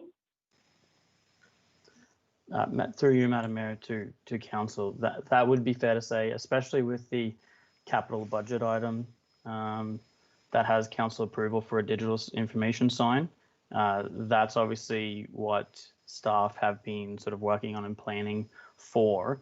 If council no longer agree with that approach and do not even want to see an option for a digital sign, then I think you need to change your motion here slightly further. And I say that just hearing the conversations of council today. But the way it's written right now, it doesn't remove staff bringing back an option for a digital sign. Okay, so if there's no change to the motion as it stands right now, staff has the ability to come to us with a number of different designs, including digital, correct? Yes, Madam Mayor, that's how I would interpret that recommendation, along with the prior council approval of a capital budget item for a digital information sign. Thank you. Our CAO has a comment, and then I'll have Councillor Ross wrap up. Mr. CAO. Thank you, Mayor. I agree with the clerk that it does not preclude digital, but I think the way the motion reads is it basically would require staff to come back with non-digital in addition to digital based on this discussion. If you wanted to formalize that, that would probably be worthwhile, but it may be beneficial for council to see the options that are both digital and non-digital in the future to make a final decision at that point. But I'll leave it open to your wishes and council wishes. Thank you. Councillor Ross, did you wish to wrap up?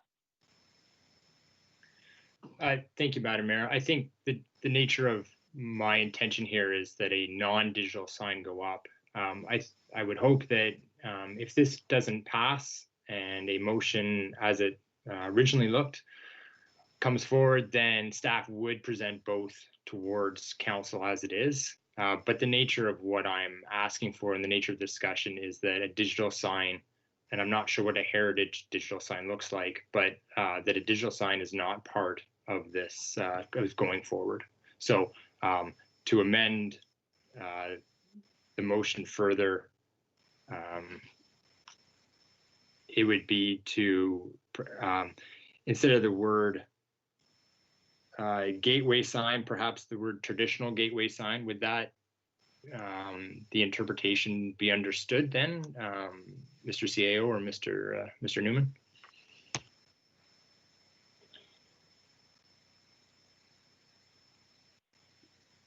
Mr. Newman, Mr. Clerk. Thank you, Madam Mayor, and through you to council. I'd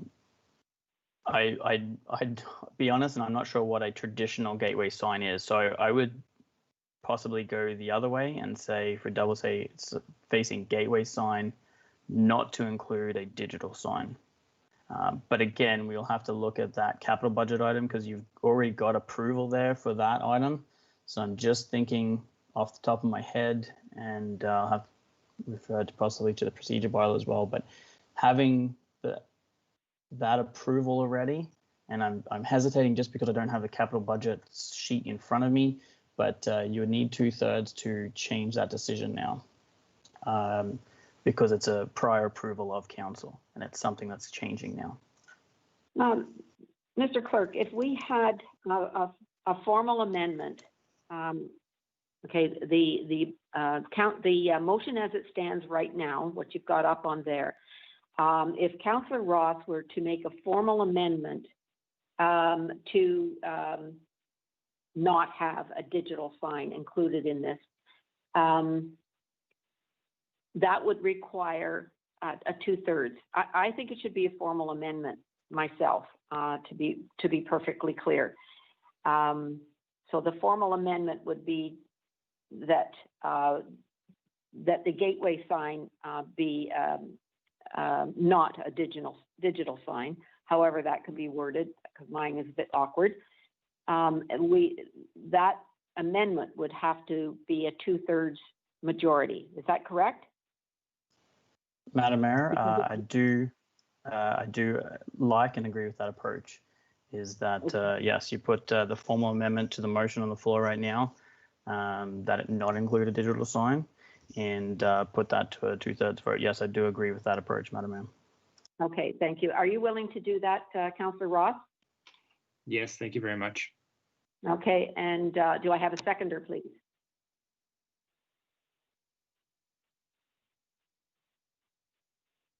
I do not have, oh, Councillor McDougall, did you wish to second that?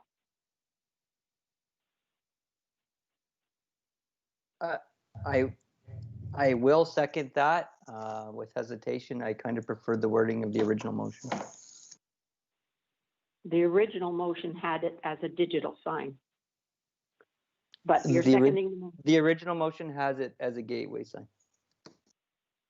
yes, but it said digital. The original motion said digital before this friendly amendment. It did not preclude either. Director Heritage, did you have a comment? Your mic is off. Sorry about that, Madam Mayor. I just wanted to provide a comment in terms of wording. If council's considering prohibiting a digital sign, you could say investigate cost estimates for the design, fabrication, installation for a double-facing non-digital gateway sign. I would still, yeah, we could make that the amendment. Right. Yeah, that would be fine. But I think I want this as a formal amendment. Okay. Okay, and that has been moved and seconded to the amendment. Councillor McDougall, are you still got your hand up? Did you wish to comment further? No. Okay. No, sorry, Madam Mayor. Thank you. That's all. I'll second that. Okay. Thank you. Are there any comments or questions to the amendment? Councillor Watton. You're muted, Councillor Watton. I just want clarification that we are voting on the amendment as we see in front of us with section B reading whatever it read just before it flashed. Or are we doing the non-digital gateway sign? Which one are we doing now? We are going to do a formal amendment to Part B, 3B, be amended to non-digital gateway sign. Okay. And we're doing that separate from the main motion because for a number of reasons, one of them being that it's going to need a 2/3 majority. So it's separate from the main motion? Yes. Correct, Mr. Clerk?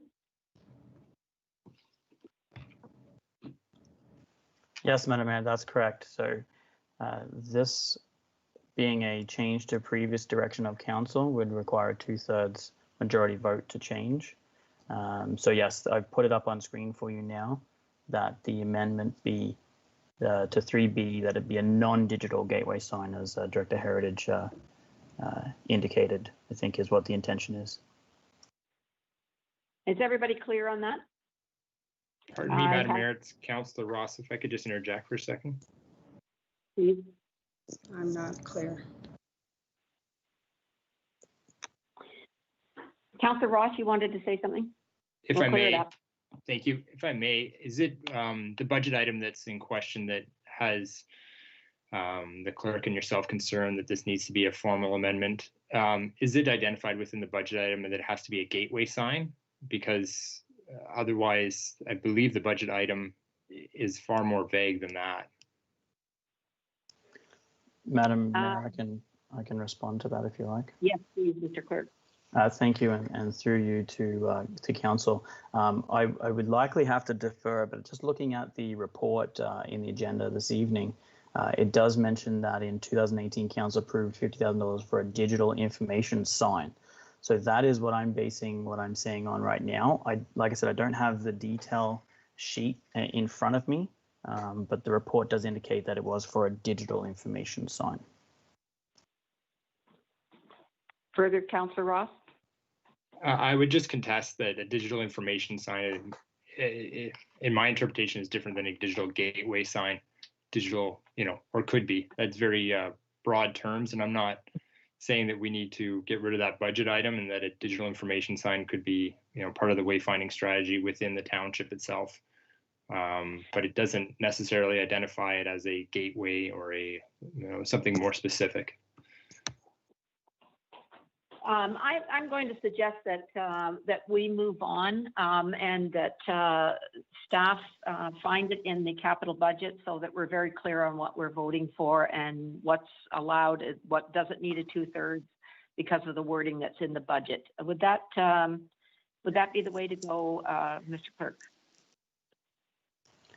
Yeah, Madam Mayor, if you wanted to take a recess, I can certainly try and find it for you. Okay, thank you. Yes, we could call for a 10-minute recess. Madam Mayor. Yes, Councillor Sorry, it's Keys. Councillor Keys. I'm sorry, I've had my hand up. I just wanted to ask a really quick question before a recess. You have your hand up, Councillor Keys, but we were going to have a break. But is there something you needed to say before we break? If I could, I feel like we're not, like, so much work has gone into everything that has been presented, but we haven't seen it yet. And I'm just wondering, because the way the motion was originally worded, it wasn't to make a decision today. It was just to give staff the opportunity to research and come back with some information. And I'm just wondering if we couldn't let things proceed with both digital and non-digital, and defer this decision until we hear everything that they intended to share, that this group have all worked on to share. We haven't really heard any of that yet. That's all I wanted to say. Thank you. Thanks. We'll call for a 10-minute recess. We'll meet again at 3:35. Thank you.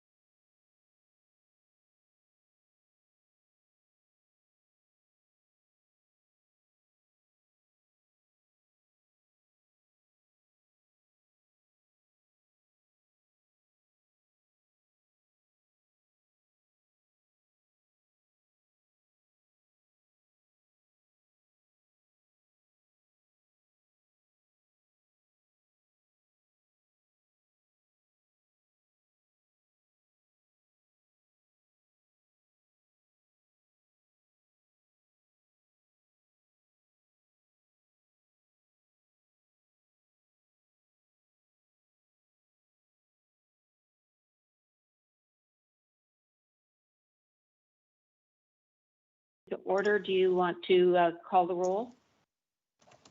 Yes, Madam Mayor, I can do that. 3:30.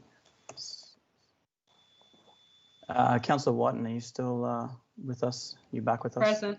Thank you. And Councillor McDougall? Present. Councillor Guido? Here. Councillor Ross? Present. Councillor Kiesebrink? Here. And Councillor Brown? Present. Okay, Madam Mayor, we do have quorum for the meeting. Thank you very much. Mr. Clerk, what did you find in the, what did Ms. Barton find in the budget? And how do you suggest we proceed from here? Thank you, Madam Mayor, and through you to Council. So I do have the digital information sign, which is the project name for the capital budget sheet from 2018. And under the project description and rationale, it says the following: a digital information sign positioned at a key access point in Scugog. This sign will assist to promote all township information, as well advertising space on the signage will be a form of revenue for the township.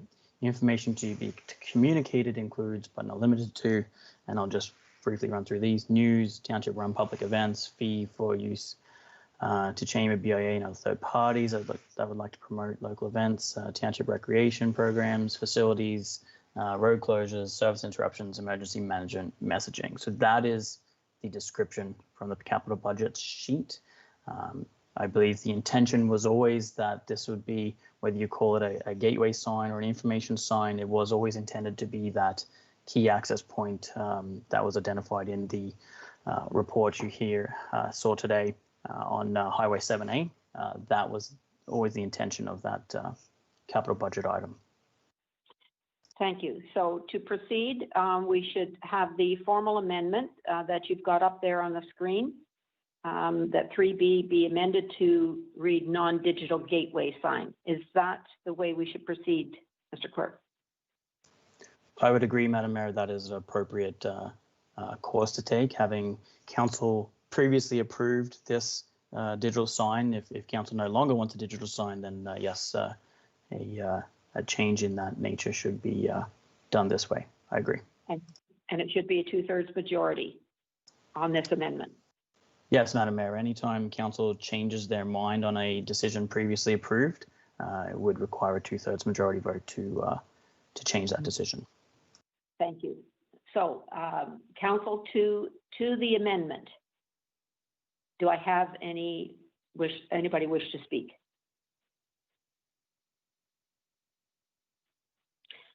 I don't see any, so we're ready to vote on the amendment. Mr. Clerk, will you call the vote, please? Yes, Madam Mayor, voting is now open.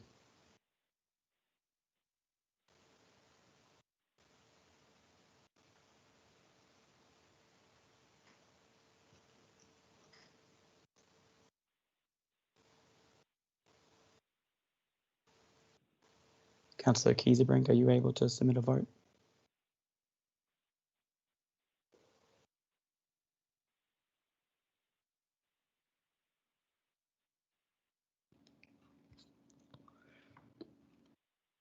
If I may, Mr. Clerk, the one that showed it in voting on the one I just voted on was the original one that came up.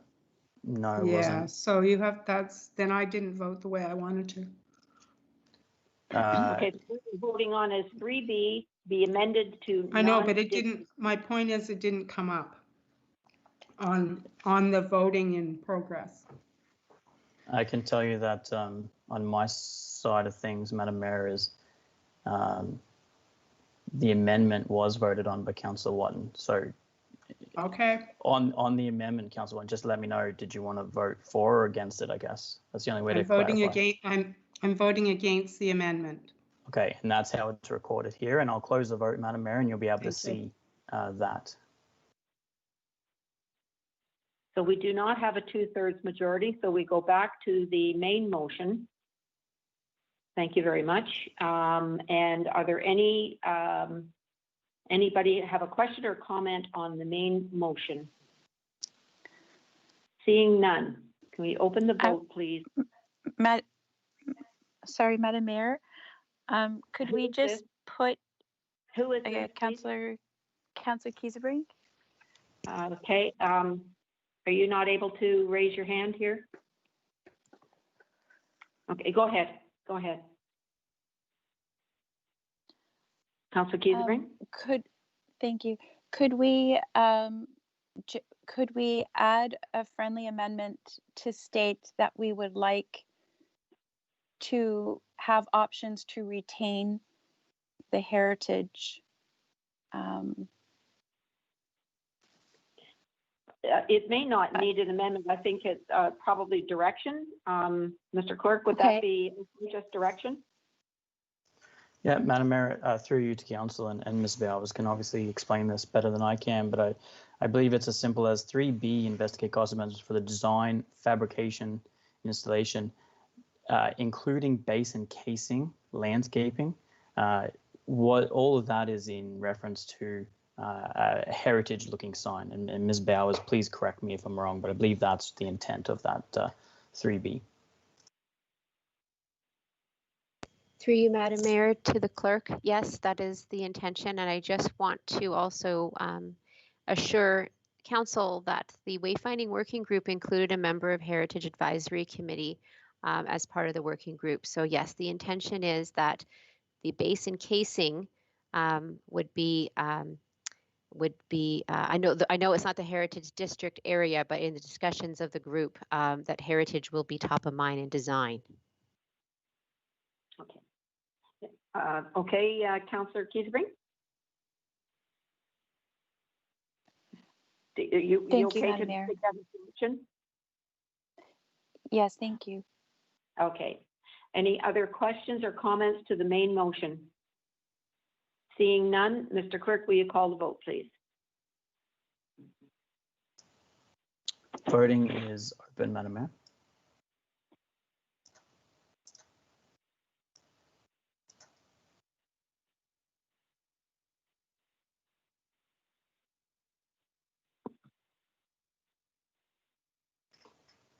Seeing that everyone has voted, I'm going to close the vote now. And it should be on the screen for you now, Madam Mayor. Okay, thank you, and that is carried. Thank you very much. That was good discussion. We'll move now to the next presentation, and I'll call on Director Coleman to talk to us about the township-wide speed limit review study. Director Coleman. Thank you, Mayor Drew. So I'm here today to provide a summary of the township-wide speed limit review. There is a very detailed report that's attached in the agenda, but this presentation will just talk about some of the highlights about the methodology used and the recommendations that we're providing to Council now for consideration. Next slide. One of the most frequent concerns raised by residents are the speeds of traffic on various roads throughout the township. So as a result, the part of the 2019 to 2022 strategic plan included a speed review under strategic direction number 1, roads and other infrastructure. Next slide. The objectives of the study are to update the existing speed limits, to reduce speeding and speed-related collisions, and to provide a consistent response based on technical merit for requests for speed limit changes. Next slide. Within the township boundary, the roads are under the jurisdiction of 3 different levels of government. The province for Highway 712 and Highway 7A, the region for such roads is Simcoe Street, Island Road, Shirley Road, and some others, and then the township for the remainder of the roads. The township established a speed warrant policy in 2005 that set speed limits based primarily on the Highway Traffic Act, with default speed limits in the built-up areas of 50 kilometers an hour and in the rural, non-built-up areas of 80 kilometers an hour. This policy also allowed for school zones and playground areas to be considered for speed reductions to 40 kilometers per hour and outlines a process for reviewing requests for speed limit reductions on other roads. In order for the speed limits to be different than the defaults to be enforceable, they must be included in the township's traffic bylaw and signed in accordance to the Highway Traffic Act. Next slide. The study methodology included reviewing applicable legislation and various research and reports on setting speed limits. It included a public survey, an online public survey, public survey in requesting feedback on speed limits from the public. We also did a survey and review of best practices from other municipalities. We analyzed speed data from the Township of Scugog roads. We looked at identification and evaluation of various options, and then put together conclusions and recommendations. And I'd just like to note that this study was done completely in-house and that there were no consulting fees incurred for the study. Next slide. Speed limits are appropriate driving speeds under favorable conditions. Drivers are expected to reduce speeds under certain conditions, such as poor visibility, adverse weather, congestion, warning signs, or the presence of cyclists and pedestrians. On one hand, higher speeds allow for reduced travel times and enhanced mobility, which is beneficial for commuters, businesses, and the economy. On the other hand, researchers have proven a direct relationship between serious injury accidents, fatal accidents, and speed. It is especially for vulnerable users such as pedestrians and cyclists. Many municipalities, including the region of Durham, have adopted Vision Zero, and the vision is 0 people killed or injured across all modes of transportation.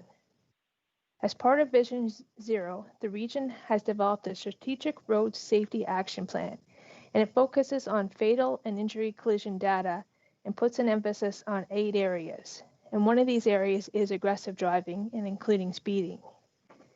As part of this study, the safety action plan from the region was reviewed, and elements that are appropriate for Scugog have been included in the recommendations. Now, driver behavior is influenced by many things other than just the speed limit. It's influenced by road characteristics, pavement conditions, traffic volume, weather, and driver's ability, and several other factors. Therefore, lowering speed limits on their own will not necessarily decrease speeds or improve safety.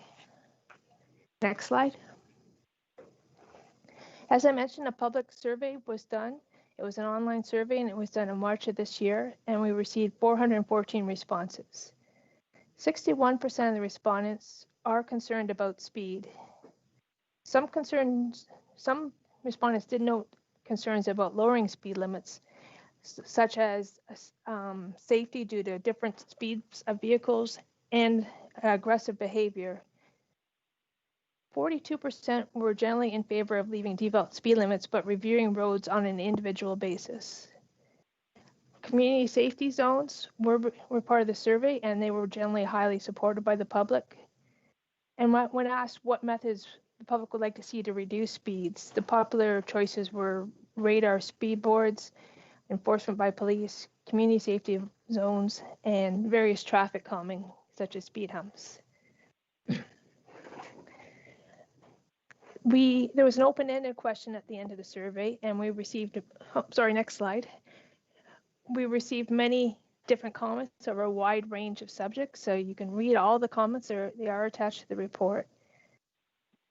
They provided comments about speed limits, specific areas of concerns, and opinions about speeds in general. The main themes from the survey were that slowing traffic is important to improve safety of pedestrians and cyclists. The issue is more about compliance than about speed limits. Increased enforcement by police and traffic calming measures are needed, and speed limits should be based on road design and the condition of the road. Next slide. So once we had all the data together, we came up with 6 different options, and we evaluated each of those. The first option is just leaving all speed limits as they currently are, no changes. This option has the least cost and the least staff time to implement. The biggest negative to this option is that the speed limits on some roads are not suitable for the specific road characteristics. Next slide. The second option reviewed was to set default speed limits for different types of roads throughout the township. So a local road would have one speed limit, arterial another, rural roads a different one. As an example of this, Toronto has set 30-kilometer speed limits on many local streets. While this may reduce speeds and improve safety if there is regular enforcement, however, without a technical basis for the speed limit, it may increase a differential in speeds that between different drivers, and it might lead to more aggressive behavior. Next slide. The third option considered was reducing speed limits in urban areas only. This is an option that various other municipalities have implemented or currently are considering implementing. This may be effective. However, care should be taken to set limits based on the road characteristics rather than just an arbitrary speed limit, or compliance will not likely occur. Next slide.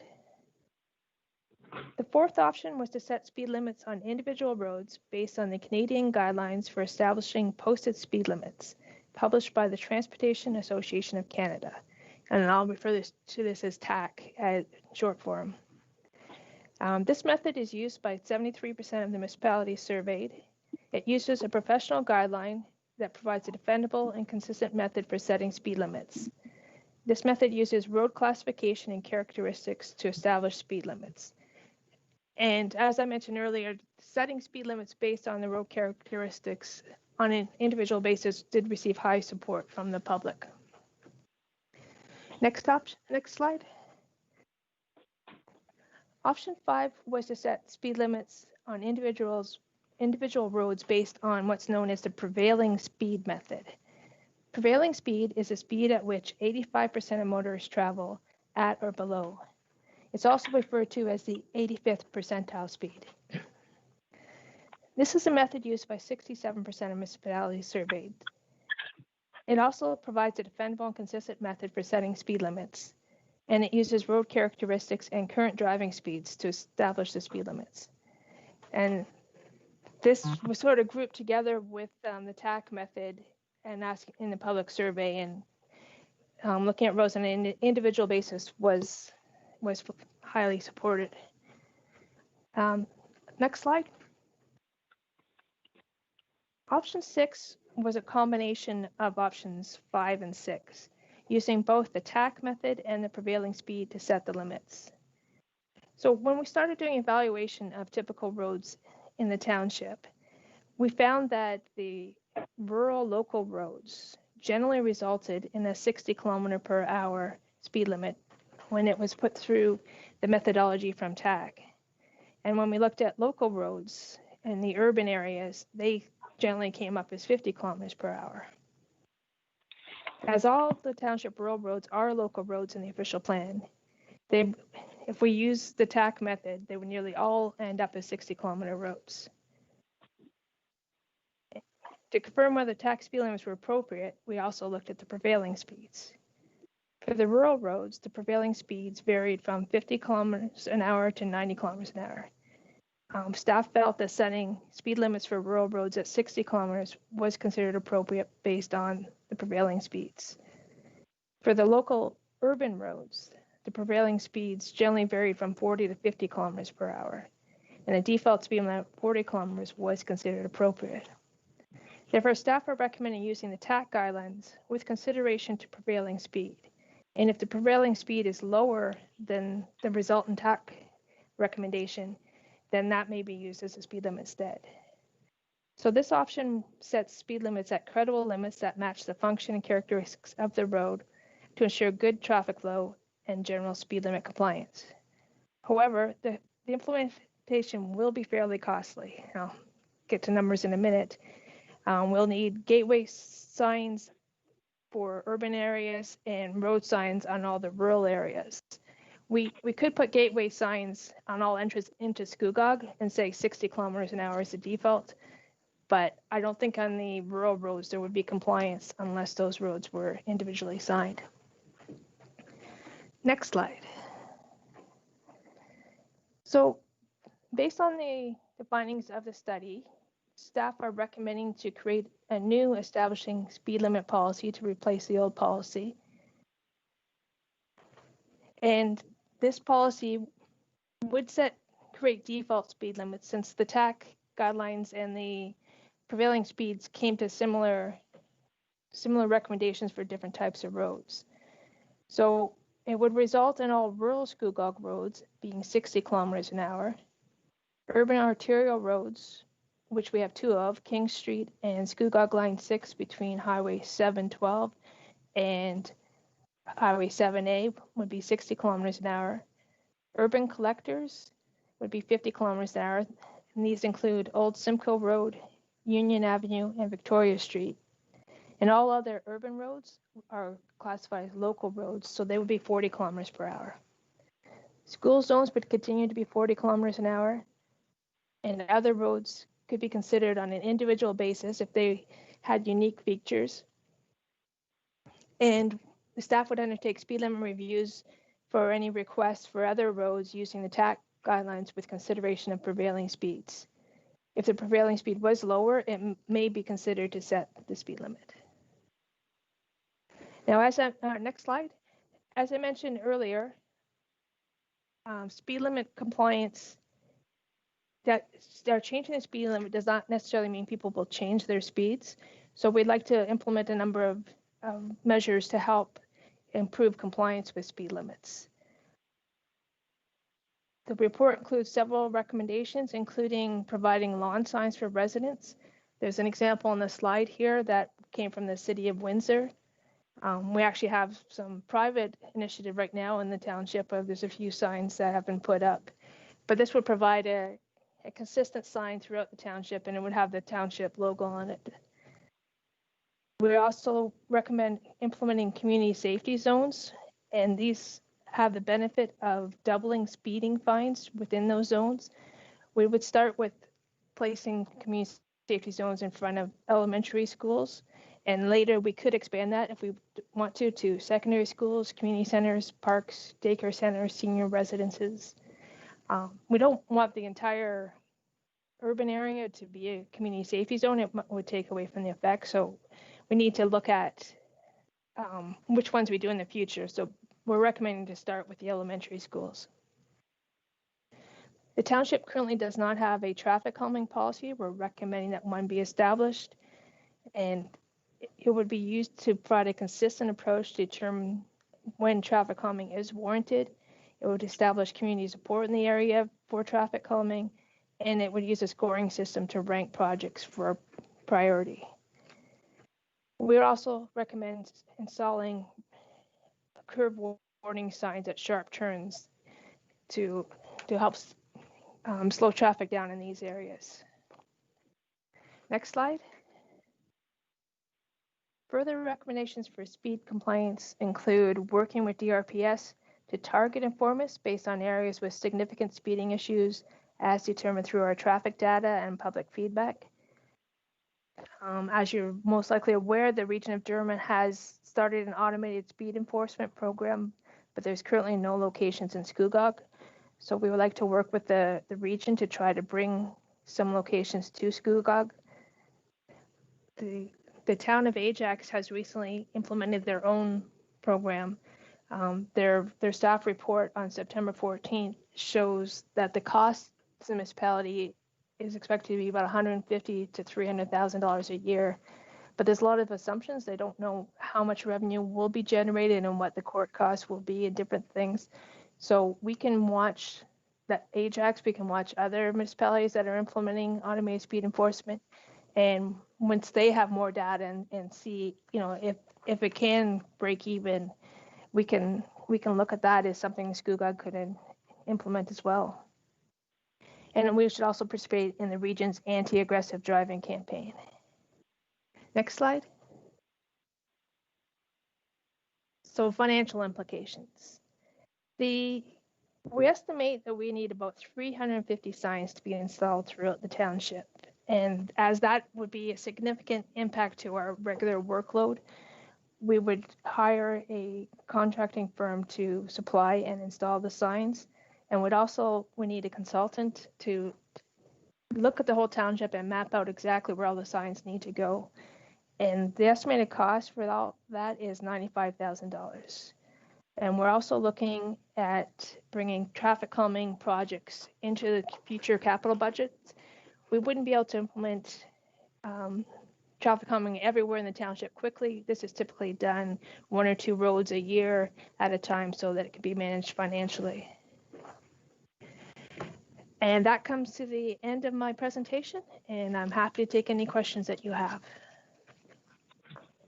Thank you, Director Coleman. I'm sure that you're very happy to have this report done. I know that is something that Council had asked for early in the term, and I know that it's a huge project, and I know that originally it was hoped to do it in stages, but Council, in their wisdom, wanted the whole township wide done, and I'm sure that you're very glad that now that this report is before us today. So thank you very much to you and your staff for all of the work that's gone into this report and this study. And it was all done by staff. So congratulations to you and your staff on this. Questions to the presentation? Seeing none. I see Councillor Brown. Your hand is up. Councillor Brown, please go ahead.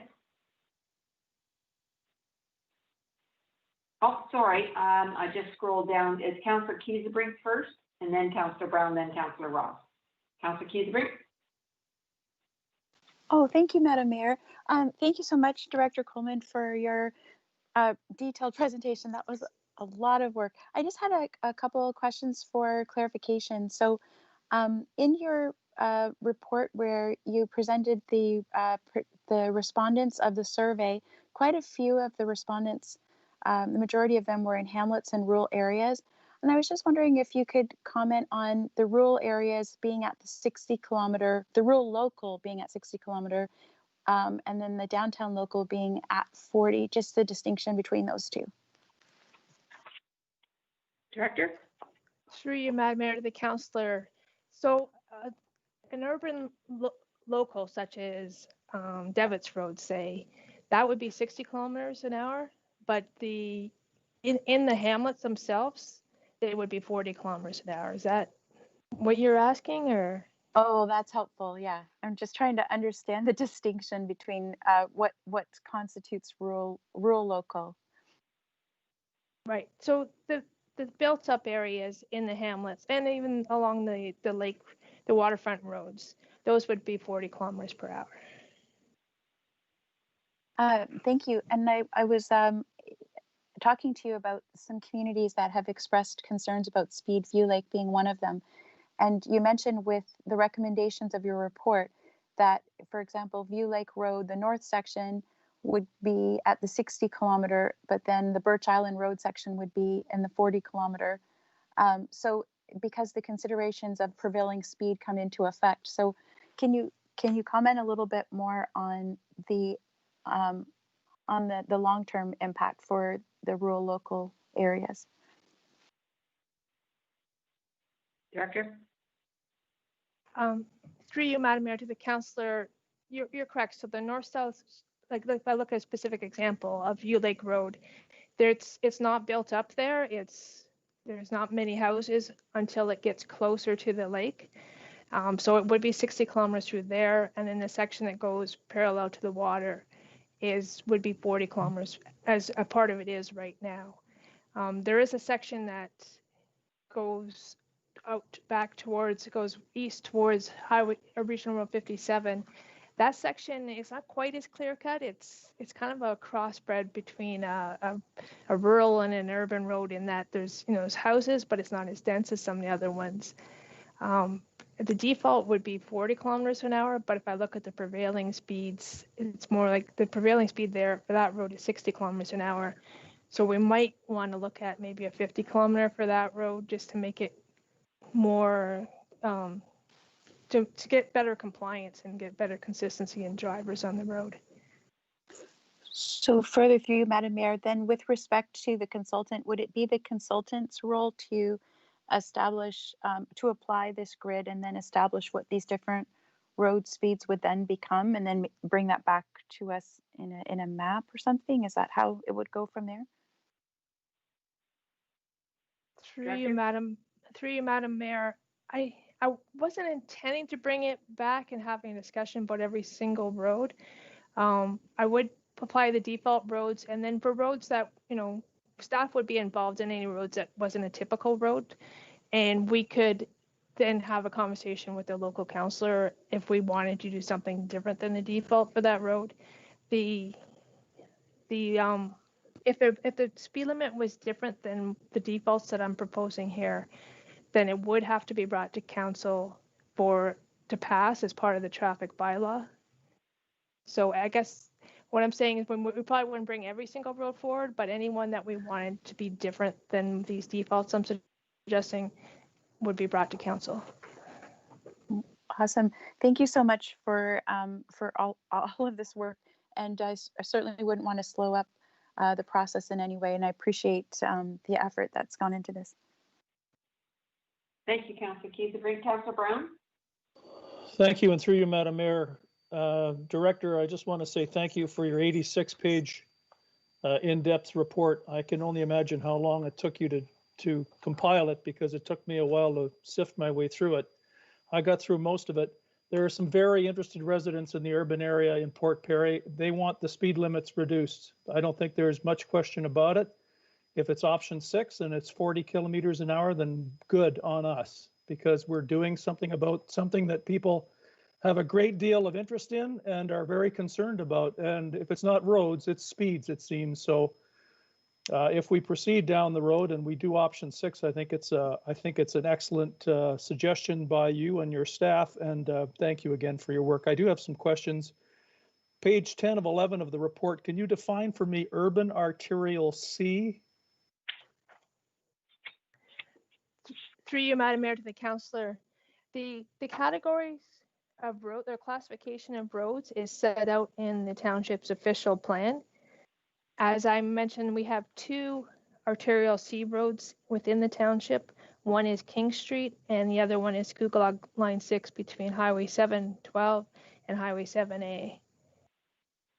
Okay, further, if I may, through you, Madam Mayor, a couple more questions anyway. Does option 6 that we're talking about here and has been suggested, that includes Canterbury, and specifically I know Waterbury is a concern. So does that include all of the area of Canterbury? Through you, Madam Mayor, to the councillor, yes, all the streets within Canterbury would be included as a 40 km/h. Okay, page 9 of 11, can you explain more about the traffic calming? Does this mean we get speed humps where we need them? I know that there are residents that are very interested in seeing, and I've mentioned this before, the diverted traffic off 7A on a long weekend going through their little street, and people fly through there because they're trying to beat the light and the rest of the traffic. So is that something we're looking at too then?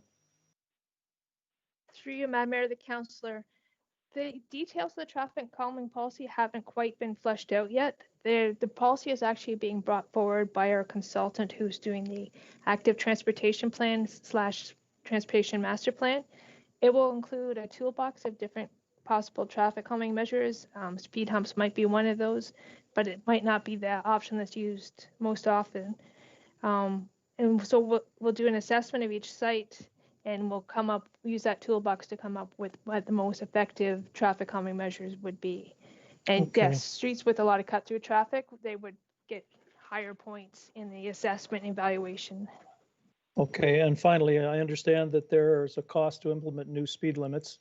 I guess you'd be looking at a capital project for hopefully next year. Would that be a decent timeline? Can we have something in place by the next fall? Through you, Madam Mayor, to the councillor, yes, staff are already almost finished the first draft of the capital budget, and we have included a project for 2021. And that timeline's about right. Implementing by the fall of next year would be fairly accurate. Great. Thank you, Director. Thank you, Councillor Brown. Councillor Ross. Thank you, Madam Mayor. Questions for Director Coleman. First off, thank you very much for this report. I know it seems like a long time ago I was sitting in your office discussing this in the first weeks of council. So it's a long time coming, but it's obviously some good work been put into it. Question regards to identifying the speeds for rural residential roads. mentioned how you take into account the current speeds of vehicles and the prescribed roadway. How does the presence of pedestrians, cyclists on those roads come into setting the speed limit?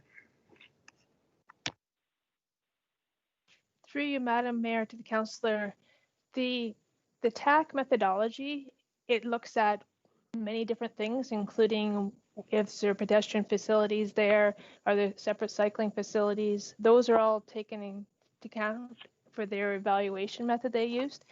And they also would be represented with prevailing speeds when you're looking at those, as well as most drivers do tend to slow down with the presence of pedestrians and cyclists and the condition of the road and the width of the road and those types of things.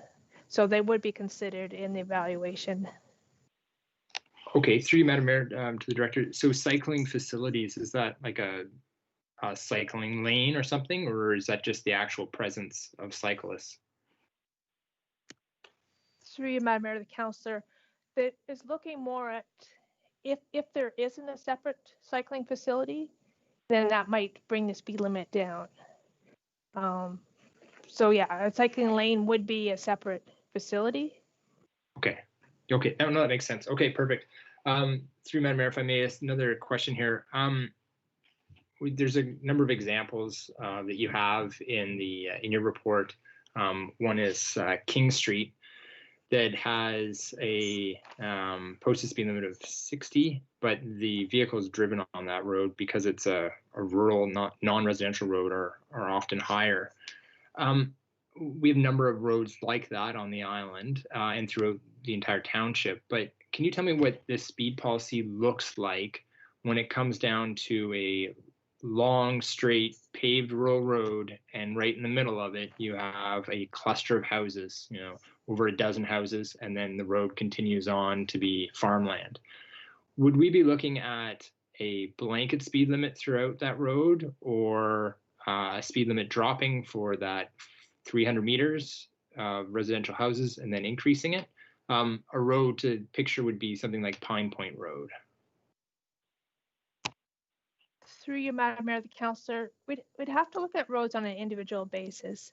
Something like King Street, I would recommend that the rural sections of it be raised to 60 kilometers an hour, but through the Prince Albert section, it should definitely be lowered, probably to 40 kilometers an hour. Pine Point, I would have to look more specifically at the density of the housing there and see if it would make sense to lower it through that stretch. Or, it's currently the speed limit on Pine Point is 80. So if lowering it to 60, is that enough to help those residents? Okay, and your methodology in doing this would be looking at individual roads, not a blanket assessment over everything. In that something like Pine Point, I just use it as an example because it is that rural road that goes on for kilometers before you hit a small cluster of densely populated houses and then continues on. So you'd look at each individual road, just to be clear, as opposed to a blanket statement for everything. Through you, Madam Mayor, to the councillor, we would start generally using the default speed limits throughout the township. If you bring specific areas like this to my attention, or we see them ourselves, we can look at them individually. I don't want to spend a lot of time on the individual side at the start. I'd like to I think Pine Point Road would be better for residents if it was dropped from 80 to 60 immediately, and then we can refine things a bit as we go. I know that wasn't a concise answer, but we don't have time to look at every single road on its own. So I would like to implement the overall plan first, and then specific roads that are different, then we can look at those after. Okay, thank you. No, I appreciate that. Last question I have through you, Madam Mayor, is do you have any data on how effective lawn signs are, the ones that say, slow down for kids? Do we have that data? Through you, Madam Mayor, to the councillor, I don't have that data. I know it's been something done by several municipalities. The town of Whitby did one. I think it's the kind of thing like similar to speed board signs. They in speed enforcement, they work for a while, and then after a while, people don't see the signs anymore. So I think it's something we can implement. We can put some signs out next year, and then, you know, we might want to wait a few more years before we do something like that again, I think. But I think that they all kind of work for a short period of time, and then they don't work after a while. Okay, just follow up to that. What would be your recommendation? Because this is part of the educating the public part of your presentation, is that the lawn signs go up. If they're only effective for a short period of time, whatever that time is, what would be the next stage after that to continue with the education? That we haven't fully fleshed out at this point. These were just some quick things that we thought we could do to help raise awareness for people, that and changing the speed limits. I think speed is always going to be an issue, and we can look for other recommendations further down the road. Great, thank you very much for your answers. Thank you, Councillor Ross. Councillor Guido? Thank you, Madam Mayor. Just a few questions on the report, if we are taking questions on the report now. We're going to finish on the presentation, then I'll bring the report forward right afterwards. Okay, and I think I'll wait for the report then. That's fine. Okay. And that might be coming forward right away. Oh, Councillor McDougall has his hand up, so please go ahead, Councillor McDougall. Yes, thank you, Madam Mayor, and through you. Thank you, Director Coleman, for this presentation and all your hard work. Certainly in my ward, I'm going to have some happy residents to see that the overall speeds are reduced. If I'm understanding correctly, the concession roads in general are all considered local roads, rural local roads. Is that correct? Through your Madam Mayor to the councillor, yes, that's correct. And so based upon the TAC guideline, all of those rural local roads would be reduced to 60 kilometers an hour. Is that fair to say? Correct.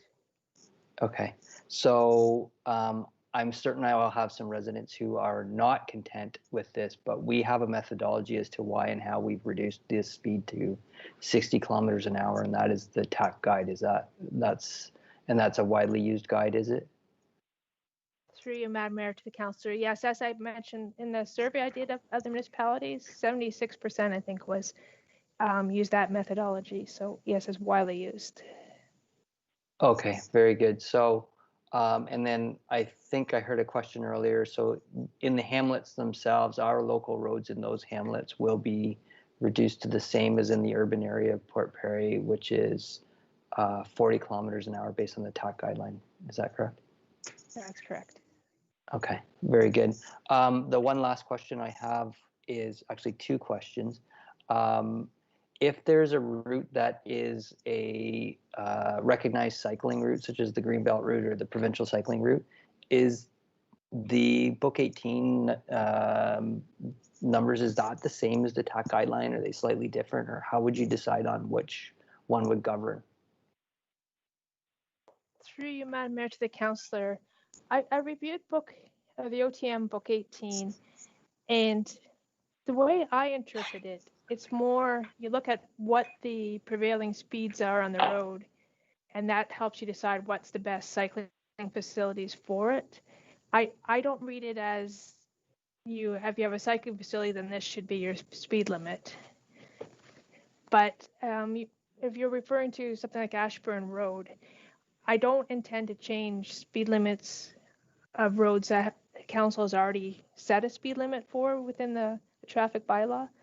So it's already at 50 kilometers an hour, even though the default to this study would be 60 kilometers an hour. I'm not recommending that for Ashburn Road. Okay, very good. And then, thank you. One further question through you, Madam Mayor. The lawn signs that are proposed, are they allowed through our sign bylaw currently, or would we have to make an exception for those? Through you, Madam Mayor, to the councillor, I've talked to our bylaw staff, and they indicated that if they have the township logo on it, then they would be permitted in the boulevard. Okay, very good. Thank you. That's all the questions. Thank you very much. Thank Thank you. I have Councillor Brown and Councillor Kiesebrink hands up still. Is there another question, follow-up question, Councillor Brown? Nope, his hand is down. Councillor Kiesebrink, your hand is down. I don't see any more hands up, so we'll bring them with your indulgence, we'll bring the report forward. It starts on page 49. And Councillor Guido, you had a question on that, and Councillor Ross and Councillor Kiesebrink have pulled this report before. So go ahead, Councillor Guido. Thank you, Madam Mayor, and I'll move the report if that's required. Madam Mayor, I apologize. Can we just get a vote on receiving the presentation of Director Coleman? That's number one on the recommendation, and I think Councillor Guido has made that motion. Seconder? This would be for the presentation. I'll second that, Madam Mayor. Thank you. Who was that? Councillor Kiesebrink? I have Councillor Watten's hand up now, so she was first. So Councillor Watten has seconded the motion to receive the presentation. Mr. Clerk, will you call the vote, please? Voting is open, Madam Mayor. Thank you.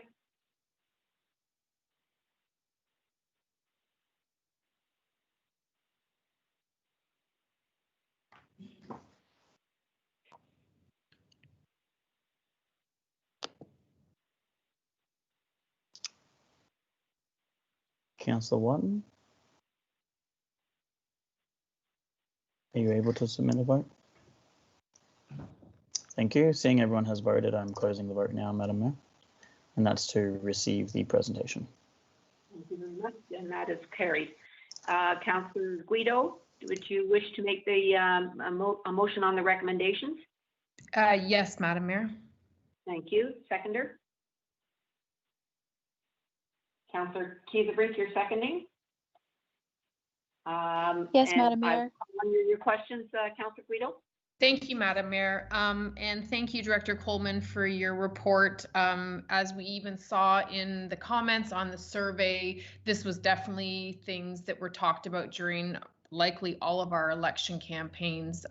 Residents are extremely concerned about the speed and about somewhat the misuse of their roads. And to Councillor Brown's point from the presentation regarding the cut-throughs, most of the roads in Port Perry have become cut-through roads to avoid 7A traffic, to avoid Queen Street traffic, Simcoe traffic. They use the roads to cut through up into the subdivisions. So my hope is that when we are looking at cut-through roads, that we are looking at the entire municipality, specifically in the Port Perry area, Prince Albert area, because we have so many residents with serious concerns. So that is wonderful to hear that.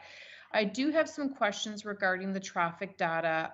Director Coleman, when and how was the data collected, specifically on pages of your report? I think it starts on page 25, where I'm looking at the Paxton Street and Bay Street comparative, but it also speaks to speeds, the 50th and 80th percentile on Old Simcoe.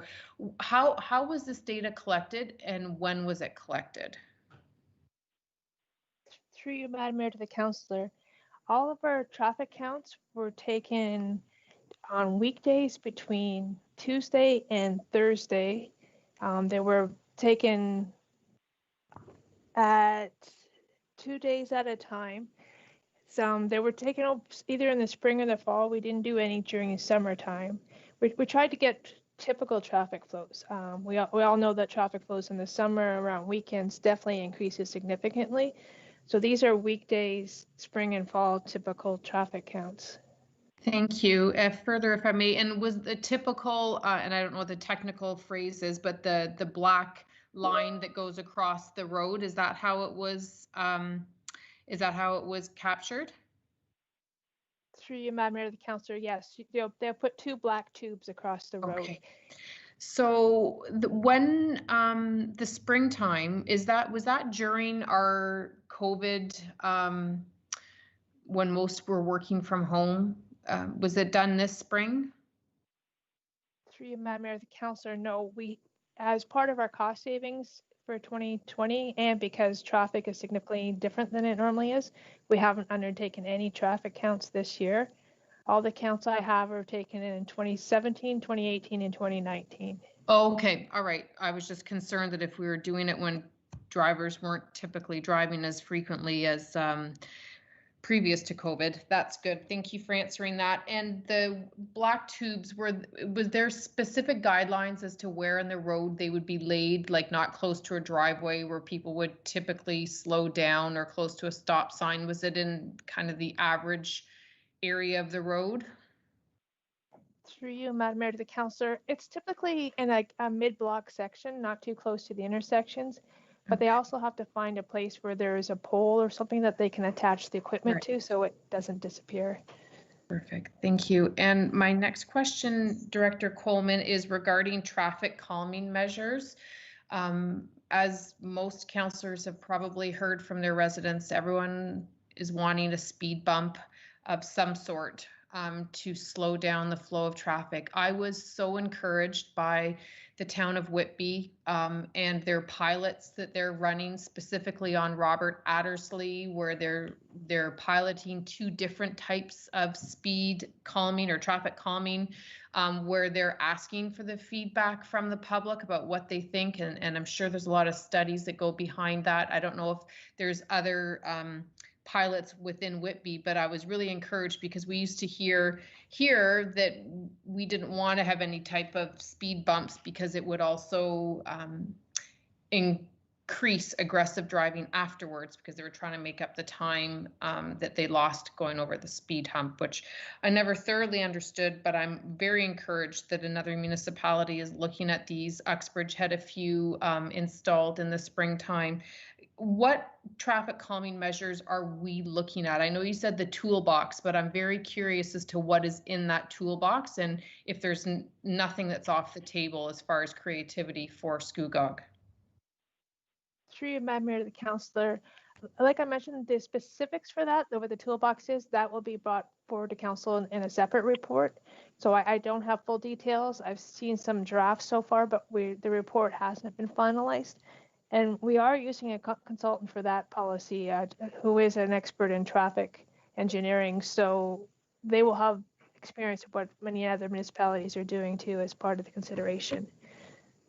So if the consultants say, okay, but speed bumps or whatever is not off the table for the township of Scugog then?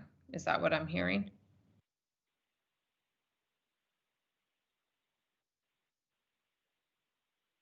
Director, have you muted?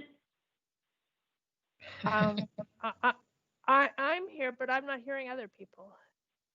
Can you hear me? Can you hear me, Director Coleman? Yes, now I hear you. Okay, perfect. I'm before we lost you there, I just said to confirm that speed bumps or any type of traffic calming measures are not off the table for the township of Scugog then. At this point, we don't know the specific recommendations we will be bringing forward. That will be coming forward in a separate report with our consultant. Okay. And will we be conferring with the township of Whitby to see their success or failures or concerns with their pilots that they've done? Definitely, yes. The consultant we're using is an expert in traffic engineering, and so they know experiences in other municipalities. And since this is something recent that Whitby's doing, we'll definitely talk to them and see what they learn from it. I know the town of Ajax is also doing a similar pilot with flexible bollards in the road and at the edge of the roads to narrow the roads, so we can see how their pilot goes as well. Perfect. Yeah, well, as always, we'll use experience from other municipalities to help us make decisions. Absolutely. Thank you. And if I may, Madam Mayor, I just have a question. I'm not sure who or if anyone would necessarily know the answer, but do we know what the region's budget is for their aggressive driving campaign that they're doing? I can't tell you offhand. I don't know what our Councillor Watton can. And it's probably not a fair question to ask, because likely that's not a number that you would have memorized. Sorry, no, I do not either. It goes to what Councillor Director Coleman had said prior about lawn signs, and they eventually lose their oomph. If I'm an aggressive driver, the region of Durham, with all due respect, can put as many lovely posters and Facebook posts out about aggressive driving. It's likely not going to change my driving behavior.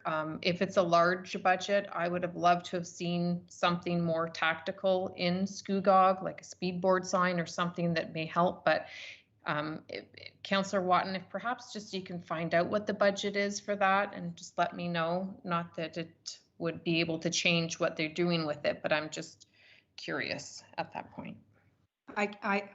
I'll try and find that out for you, Councillor Guido. I'm just curious, was the one on Simcoe Street, the speed in Prince Albert, was that a township sign, or was that put there by the region? I know it's not necessarily a regional road, but did we put that there? Simcoe Street is Director? You talking about Old Simcoe or Simcoe? Yeah, Old Simcoe. Old Simcoe. Oh. Yeah, when Director? they had the sign by the school. Oh, Or yeah. we did. Director? Yeah, through you, Madam Mayor, that is a township sign. And okay. I believe that one of them in that area wasn't working, and we're working on getting it fixed. There's one that still works. I saw it yesterday. Okay. My speed. Good. I will try and find out for you, Councillor Guido, what the budget is. And I know that they have placed their automated signs and things like that on regional roads, unfortunately, in community safety zones. For example, I think there's one, maybe Beaverton or Cannington Way, they were putting one there. But because we didn't have any community safety zones on regional roads, I know we weren't included in that program. Thank you. Anything further, Councillor Guido? One last question, and I apologize because I'm well over my limit. In regards to Durham Police and the request from our constituents, the request from many councillors to have more patrols on the road, what is Durham willing, or has the conversations occurred with how they're willing to up their presence with speed control? Director? I know that you've spoken to the police. I believe they've seen this report. Any comments on that? Yes, Madam Mayor. They don't have an increase in staff available, but they are willing to work with us to target certain areas. So if we have traffic data that shows speeding is always an issue on this road, they will work with us and set up traffic or speed traps in those locations. We did talk about different ideas of slowing down traffic. They told me that they do support the community safety zones because it allows them to double the fines, and that has a little more impact to drivers. They support the portable speed display boards and traffic calming measures such as the bollards we have on Queen Street. They said that enforcement does slow traffic, but again, it's for a limited time. Further, Councillor Guido? No, thank you, Madam Mayor. Thank you very much. I know that Councillor Keysebridge has an amendment, so maybe we'll leave that one to the end. Councillor Ross pulled this report. Councillor Ross, please go ahead. Thank you, Madam Mayor. Through you, just to Director Coleman, just to further on a question I had asked before, but I wasn't very articulate in posing it. Driver behavior is often, as you've mentioned in this report, that they will drive the speed that they feel they can handle on a road, regardless of what the speed limit is, especially in the absence of policing. And that's where I brought up the King Street example, where the actual speed was far higher than the posted speed that's there. What is your recommendation for those rural roads that a driver would regularly drive on 80 kilometers as it is now? but there are certain areas in that road that require a lower speed. What is the game plan to address drivers just blowing right through a 60-kilometer-hour farm area with the lack of enforcement? Through you, Madam Mayor, to the councillor, I have been looking at ideas for if you have a rural road that does hit a well-populated area and then becomes rural again, at different pavement markings that you can do on the road to as the speed decreases. Like if there is an actual decrease in the speed limit, there's I can't remember, they call them tiger teeth or dinosaur teeth or something, big triangles on the road that just drives attention, or you can do rumble strips, although those cause noise and if people live nearby they won't appreciate that. But there's different ways you can do just to get the driver's attention that, hey, things are changing, you need to slow down for this hamlet, and then you can resume your speed. Okay, that's great. So those would be, again, on a case-by-case basis as you assess the roadway. Right. Okay, perfect. And last question I have is in regards to the traffic calming study that's put forward here. Does this study need to come hand in hand with the speed study, or is the traffic calming dependent on the speed study? The traffic calming policy can come as a separate document, and that's what we intend to do, bring it forward as part of our transportation master plan. It was part of the scope of work for our consultants, so we're getting it done by experts in the field as part of that study. Okay, great. And timeline on that? I'm really hoping by the end of the year. The draft is almost ready to share with our technical advisory committee, and once they've had a chance to provide feedback, we'll create a final draft and we'll bring that forward to council. Wonderful. Thank you very much. Thank you. I think I have Councillor McDougall next. Yes, thank you, Madam Mayor. Thank you, Director Coleman again. I have a question which the ASC, what exactly does that stand for? Through you, Madam Mayor, it stands for Automated Speed Enforcement. And then, so what is that? The speed cameras and red light cameras and that sort of items? Through you, Madam Mayor, it's the speed cameras. Okay, so in the report it talks about, I think it's the Township of Scugog purchasing speed cameras. Is that what I'm understanding? Through you, Madam Mayor, the first step I think would be to try to get the region to create community safety zones in Scugog on their roads and implement automated speed enforcement on regional roads in Scugog. And then once there's more experience out there for lower tier municipalities doing their own automated speed enforcement, and if it shows to be affordable for us, then in the future, I would like to look at it for our municipality as well. Thank you. Further through you, Madam Mayor. So is it my understanding that speed enforcement in terms of automated on our local roads might actually be a lower tier municipal budget item and not actually an upper tier regional policing item? Through you, Madam Mayor, that's correct. If it's a Scugog road at this point, it would be our cost. Okay, thank you. That's all. But we would share in the revenue. We would get 60% of the speeding ticket as revenue. Okay, Councillor McDougall, further? No, thank you, Madam Mayor. That's all. I just I thought enforcement would have been through the regional level and through DRPS. That's all. Thank you very much. Well, enforcement would be done by DRPS, but and the region is prepared if we've got community safety zones, and we'll try for the region to put those enforcements on regional roads, but they would not be doing local roads. Understood? Very good. Yes, thank you, Madam Mayor. Thank you. I don't have any other speakers, so I'm going to ask Councillor Kiesebrink. I know that you may have some questions, but you also have an amendment. Please go ahead. Oh, thank you, Madam Mayor. Only because we recently heard a staff report with respect to Mason Street, and it aligns with the discussion of speeds. Both Regional Councillor Watton and myself met with the Mason Street residents, and Director Coleman and her staff have kindly done warrant studies historically and have observed school traffic in person.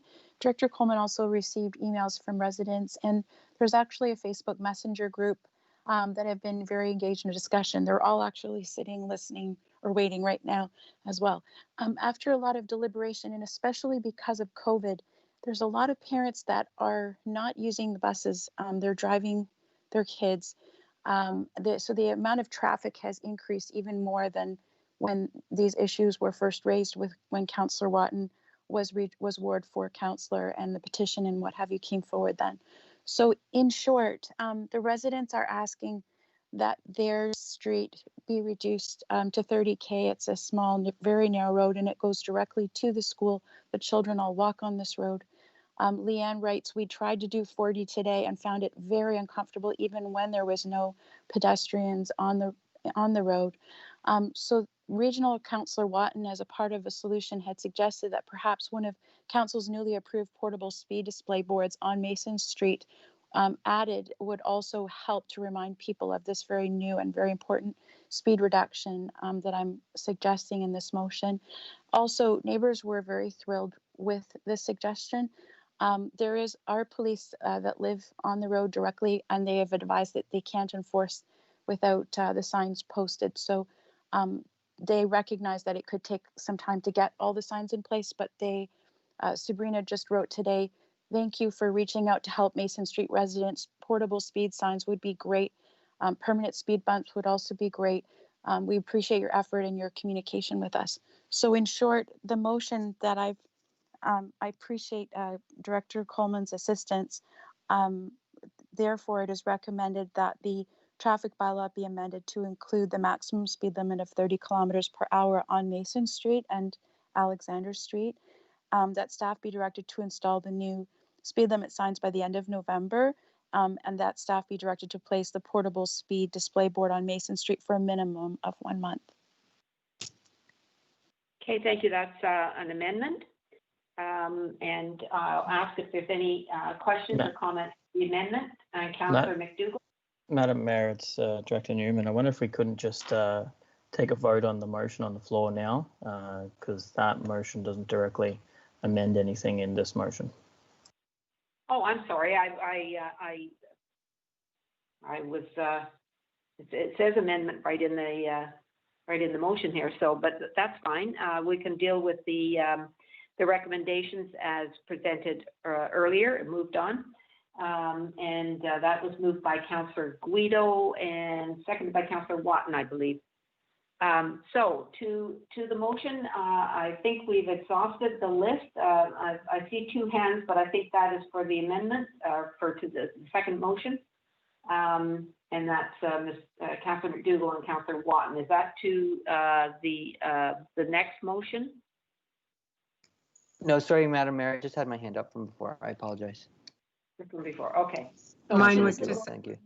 And mine was to second Councillor Kiesebrink's amendment. So taking my hand down too. Okay. So to the motion that was made earlier, and I don't have any more speakers. Mr. Clerk, will you call the vote, please? Voting is open, Madam Mayor.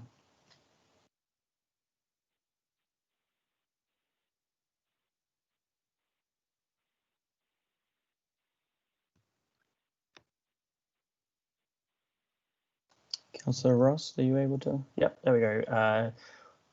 Seeing everyone voted, I'm closing the vote now, Madam Mayor. Thank you.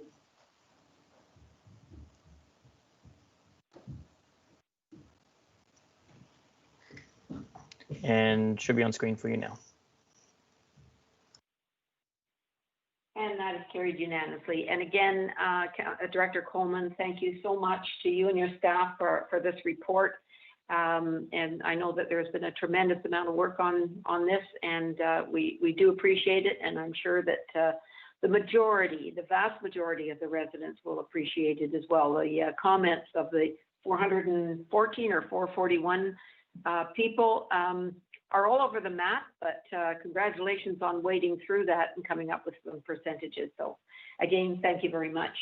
And now we have the motion by Councillor Kiesebrink, seconded by Councillor Watton, and it's up there on the screen. Questions or comments to the motion? Councillor Watton. Thank you, Madam Mayor, and I will concur with Councillor Kiesebrink. It's this, any changes to Mason Street area have been long awaited by the residents. So this is truly, truly, in my opinion, a good motion, and I hope that my colleagues will support it. I just have one question, if I may, to Director Coleman. The portable speed display boards, when might we expect them? When might we expect them? Did we order new ones, or are we having more, or did I understand that? If you could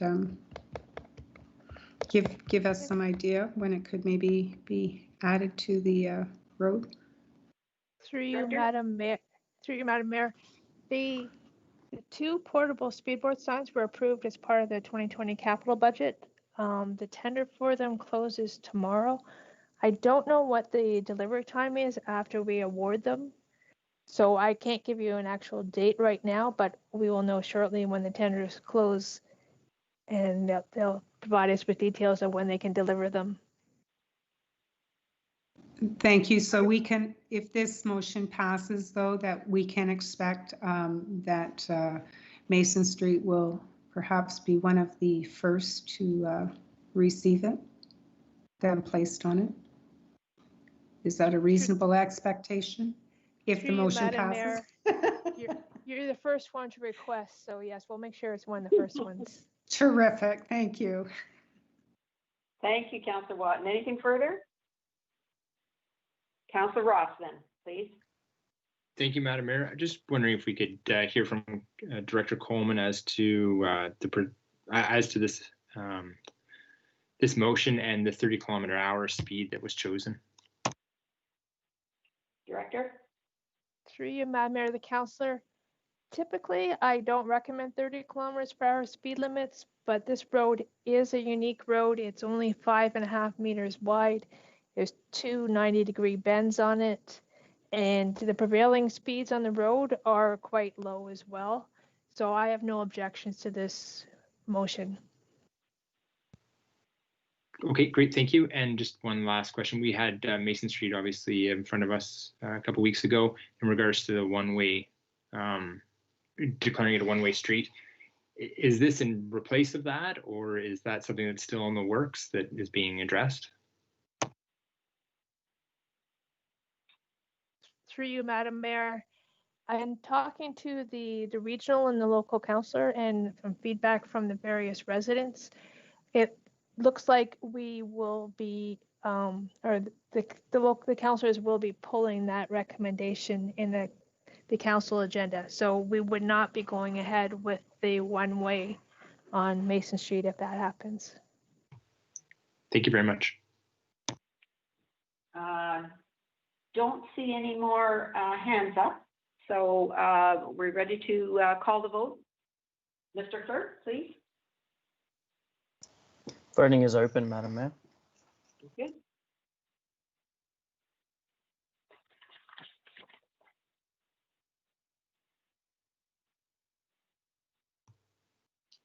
Director Newman, it's Councillor Ross. My screen's frozen. If I could vote verbally, please. Absolutely. In favor, thank you. Voting in favor for Councillor Ross and closing the vote now, Madam Mayor. And it should be on screen for you. Carried unanimously. Thank you very much. I'll now go to the consent agenda. I have previously heard from Councillor Ross. Sorry, no, I think we've dealt with both of those. So Councillor McDougall has pulled 10.1.5 and 10.1.6. Oh, and Councillor Ross has pulled 10.2.1. Are there any other polls? Seeing none, can we have a motion, please, to accept the recommendations on 10.1.2 and 3? Councillor Watton moves. Seconder, please. Councillor Ross. Any questions or comments? All those in favor? Mr. Clerk, will you call a vote, please? Voting is now open, Madam Mayor.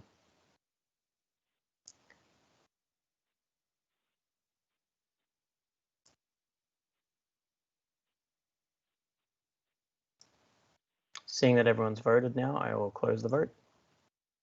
And it should be up screen now. And that is carried. We'll now move to 10.1.5. Councillor McDougall. It's on page 217 of your agenda, and it's the Energy Conservation and Demand Plan. Councillor McDougall. Thank you, Madam Mayor. Do you need me to move that? Read the motion, please. Yes. Sorry, I'm just. Page 217. Yep, I think I have it here. So the resolution is the Report Dev 2020-032 Energy Conservation Demand Management Plan be received, that the Energy Conservation Demand Management Plan 2020 be posted to the Township website and be submitted to the Ministry of Energy, Northern Development and Mines, and that the funding requirements for the Energy Conservation Demand Management Plan initiatives be reviewed during the annual budget deliberations. Thank you. Seconder? I see Councillor Watton's hand up. Is that from before, or are you seconding the motion? I second the motion. Thank you. Please go ahead, Councillor McDougall. Yes, thank you, Madam Mayor. I'm not sure exactly who to direct this question to. My question is this energy management plan, is this a required plan that we're required to submit to the government? Yes, we are. Councillor or Director Heritage, perhaps you could yes, further... thank you, Madam Mayor. Through you, Madam Mayor, to Councillor McDougall. Yes, it is a requirement by the province to submit this energy conservation and demand management plan. It's a requirement every 5 years that municipalities submit these plans to the province. And okay, I think I could further say that, you know, sometimes we get questioned about having certain numbers of staff. And, you know, this is very time consuming and for staff, and it's a requirement of the province. And sometimes we don't always realize that all these requirements from the province and the feds, in fact, take a lot of time. It's a good report. It's good information, but it is a requirement that we provide it, and it does take a lot of staff time. And I know the finance department, the works department, and the planning department have all been working on this report. So, and kudos to all of them. Councillor McDougall, go ahead if you have a question. Yes, thank you, Madam Mayor. Do we record this information annually? I think Director Heritage. Director. Madam Mayor, to the councillor. Yes, our finance department reports on energy usage for each facility, township facility, to the province on an annual basis. That's another requirement. Oh, wow. Very, very good. Thank you. I know we've talked about this a little bit at the Scugog Environmental Committee, and I find the report actually quite fascinating and the information very interesting. When you look at 2014 to 2018, fuel oil's down 1/3 of what it was, propane's down, diesel's down, electricity's down, only gasoline and natural gas is slightly up, and it's very ever so slightly. So I think the public will see great information in knowing that the municipality is making good gains in terms of, you know, its greenhouse gas emissions and reducing our overall footprint. I think the public would be, you know, very happy with that, and I look forward to maybe seeing this and promoting this more on an annual basis. I know it's a lot of work for staff, but if we're already recording that information, I think the public would really like to hear it. Thank you, Madam Mayor. Thank you, Councillor McDougall. Yes, I hope this is going to be highlighted at the Environmental Committee. Perhaps you could bring that forward, Councillor McDougall. I certainly will. Thank you, Madam Mayor. Madam Mayor. Councillor Brown, yes. Just to let you know, the annual reports that finance prepares for the province are posted on the township's website, so they are available for the public to view. Thank you. Thank you. Councillor Brown? Thank you, and through you, Madam Mayor, to Ms. Burnett, or if she's there, or maybe Ms. Stevenson of bylaw. I just want to know page 2 of the 3-page report, where it mentions references anti-idling bylaw. I just want to know where we're at with that. So if somebody can give me an update, are we enforcing this, or how's that working out? Through you, Madam Mayor, to the councillor, yes, the bylaw's been approved. As Ms. Stevenson had indicated, it's going to be a challenge to enforce. She indicated it's very time sensitive. So we are going to do our best. If we receive a complaint, we will go out into the field and determine whether what is happening is in compliance with the anti-idling bylaw. If not, we will act upon it. So we'll wait for through you, Madam Mayor, and to the director then. We'll wait until we get a complaint, and then if we have the staff and resources to deal with it, we'll deal with it. Otherwise, we won't. And at least if that's what I understand, correct, that indicates to me that we definitely need another bylaw officer in this township. I don't know whether you wish to respond to that or not, Mr. Heritage. I'll leave it up to you, Madam Mayor, the councillor. Yes, that would certainly help on a number of matters above and beyond the anti-idling bylaw in getting some additional bylaw enforcement help. Thank you. And certainly they've been swamped with COVID, but over and above that, I think you're absolutely correct, Director Heritage. I don't think there are questions or comments on this report. So we have a mover and a seconder, and then Mr. Clerk, will you call the question, please? Madam Mayor, the voting is open. Thank you.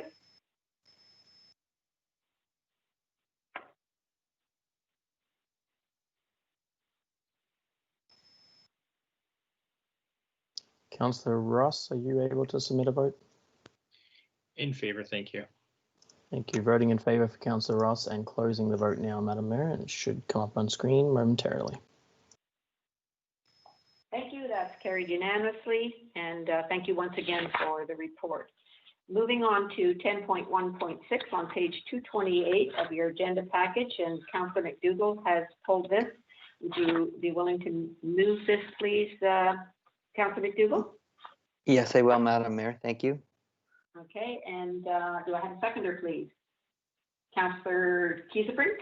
I think Councillor Brown, your hand is up from before, is it? Yeah, Councillor Kiesebrink. Okay, go ahead, Councillor McDougall. Yes, thank you, Madam Mayor. I believe it's a question for Terry or perhaps maybe Director Coleman. Page 4 of 6 of the report, 2.4 capital projects.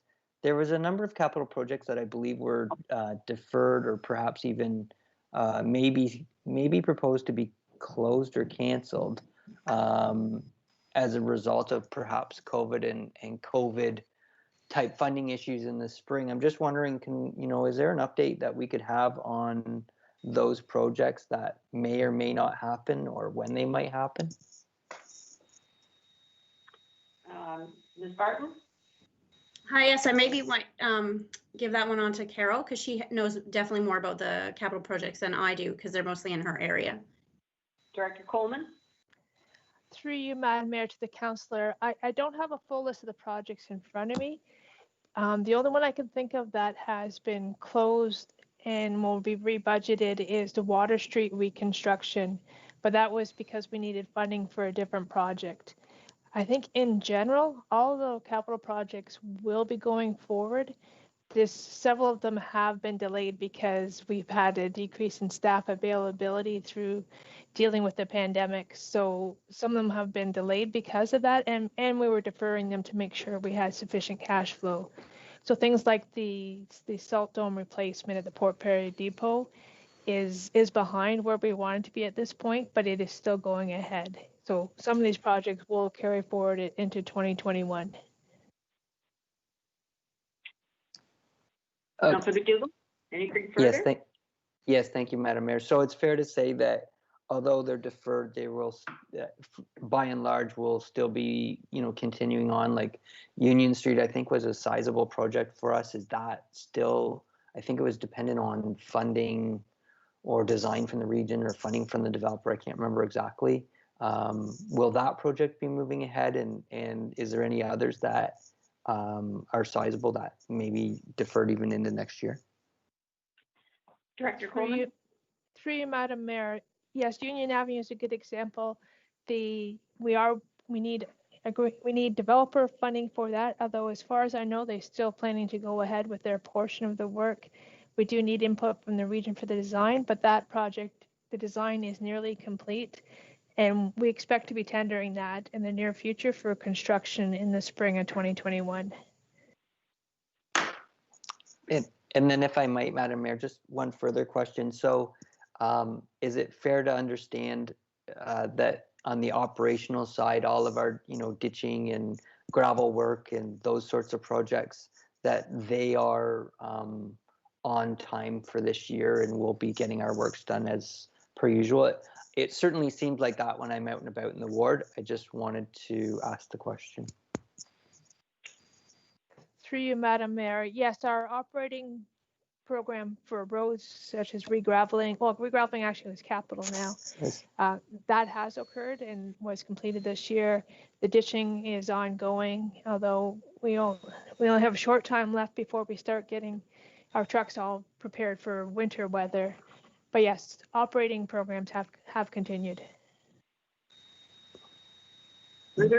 No, very good. Thank you very much, Madam Mayor, and thank you, Director Coleman.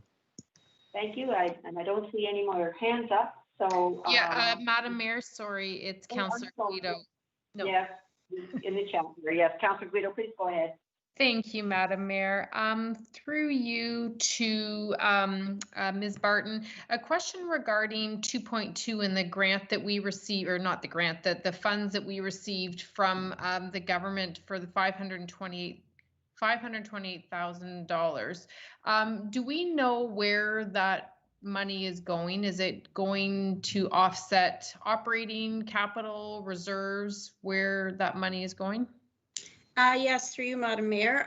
We can't put any of the money towards capital. It has to definitely go through operating, whether it be expenses that we entail from getting COVID supplies or lost revenue. So we're kind of waiting until we get a better idea of where we are at the end of the year and how we're going to apply that money. Oh, okay. So we don't have to, or do we have to report back to the government how we use the money? Yes, we do. We don't have to do that until March. So they're waiting to see how the year end goes. But in March, I do have to provide a report to them on how we use the money. Oh, that's wonderful. Thank you. You're welcome. And Madam Mayor, my next question under operating expenditure, and this may need to go to Ms. Cornish off outside of this meeting, but 2.3.1 under recreation and culture, where it speaks to the maintenance that's required in between rentals, specifically ice rentals. I know that in Uxbridge, they have finally agreed to put their ice in, which is a great, it's a great news story that their ice is going in, which means North Durham Hockey is able to use arenas in both municipalities. But minor hockey has also worked out with Uxbridge to create what they've called bubbles of teams that will always be playing each other for age groups, thus removing some of the cleaning time that needs to happen between ice time, because they're able to bubble and always keep those kids together, helping revenues by having more billable ice time. Director Coleman, I'm not sure if this is anything that SCUGOG would ever consider, but it is something that the hockey organization is working with, and other user groups are working with the Uxbridge Arena. And perhaps if we have a concern about loss of revenue, if this is something that we could look into adopting as well as what Uxbridge is doing. Director Coleman or Ms. Cornish? Oh, I apologize. I didn't realize Ms. Cornish was on the phone. Sorry. I am, Madam Mayor. Yes, okay, go ahead. Through you, Madam Mayor, to Councillor Guido. Yes, I've been in talks with the North Durham Minor Hockey discussing the bubbles, and I have Tina and I will be meeting. I just would like to see how exactly that works. And we're not opposed to amending our plan if it works and for both parties. I just need to see how exactly that's working. Our facility has been open just for 1 week, and we are very confident. We were, pleasantly surprised at how well the operations went during these COVID times, and felt safe for the public and staff. So I'm not opposed to adjusting it, but would like to meet with the representative from North Durham to really look at how these bubbles work and to make sure they're true bubbles. Right. We'll make any adjustments. That's great. Thank you, Ms. Cornish. And through you, Madam Mayor, that would definitely help potentially with some forecasted lost revenue if you're able to have more hours. And if I could just do a tip of the hat to you, Ms. Cornish, and your staff, the way you run that arena during COVID time this past week and ensuring that the safe procedures that you advised council was going to happen were happening. I sincerely thank you for ensuring that the visitors, the skaters, and whomever else is very safe and protected when they go in there. So thank you very much, Ms. Cornish. And I will echo that. And you have been so willing to listen to people and the groups and organizations and adapt to their needs and the needs by COVID as well. So thank you. Any further questions? So Councillor Brown? Yeah, through you, Madam Mayor. Just way to go, Ms. Cornish. I'm on your side too when it comes to the work that you're doing there. I do have a question that maybe Ms. Cornish can answer, and if not, Councillor Guido might be able to, because I know she's on the board of North Durham Hockey. In the house league that they have set up, Uxbridge is just sort of coming to the fore now because I think their ice is going in this week. Are the players that are in Uxbridge staying in Uxbridge and the players that are in Port Perry staying in Port Perry, or are they moving from one site to the other? Would anybody know the answer to that? Ms. Cornish, I'll start with you. Yep. Through you, Mayor, to the Councillor Brown. I imagine Councillor Guido has an answer too. My understanding and what's been provided to the facility in their minor hockey's return to play is that the players stay within the public health unit. So with the amalgamated association, players from Uxbridge and Port Perry both can visit and play in Scugog Arena, and vice versa once Uxbridge ice is open. So it's within the public health unit that the players must remain. Okay, thank you. Great. And Councillor Guido, have you got anything to add to that? No, that's absolutely correct. They will travel between Uxbridge once their ice is finally in and Scugog. Thank you. Anything further, Councillor Brown? No, that's great. And I appreciate the answer. Thank you very much. Okay, thank you. Councillor Kiesebrink? Oh, thank you, Madam Mayor. I just wanted to echo everyone's sentiments to Ms. Cornish. I just checked in with everybody with respect to the Blackstock Arena, and everyone is really in support of how much they were all consulted, and everyone gave it a fair stab, but the decision making that has come forward in your report, I know we've already passed that one, but everybody supports that, and I just wanted to thank you for all the consideration. Very good. Thank you very much. I don't have any more speakers. The report is moved and seconded. Could you call the vote, please, Mr. Clerk? Voting is open, Madam Mayor. Thank you. Director Newman, it's Angus again. My computer's still frozen. If you could put me in favor, please. Voting in favor for Councillor Ross and closing the vote now, Madam Mayor. Thank you. And that is carried unanimously. We'll move on to 10.2.1, City of Oshawa correspondence about the municipal challenges regarding online home sharing platforms. I actually pulled this from the correspondence that we get regularly, and I was considering mainly the Airbnbs because they're not registered or anything, so they're not inspected for fire or health safety, and there's a lot of concerns about owner absenteeism, and certainly the public has been very vocal in you know, the noise, the litter, the late night parties and so on. But Councillor Ross has also pulled this, so I will go to you, Councillor Ross. Thank you, Madam Mayor. I'd like to receive this and to refer it to staff. I think that this is an excellent initiative by City of Oshawa, but I think that what's required is a SCUAG specific policy to come forward. There's many things in here that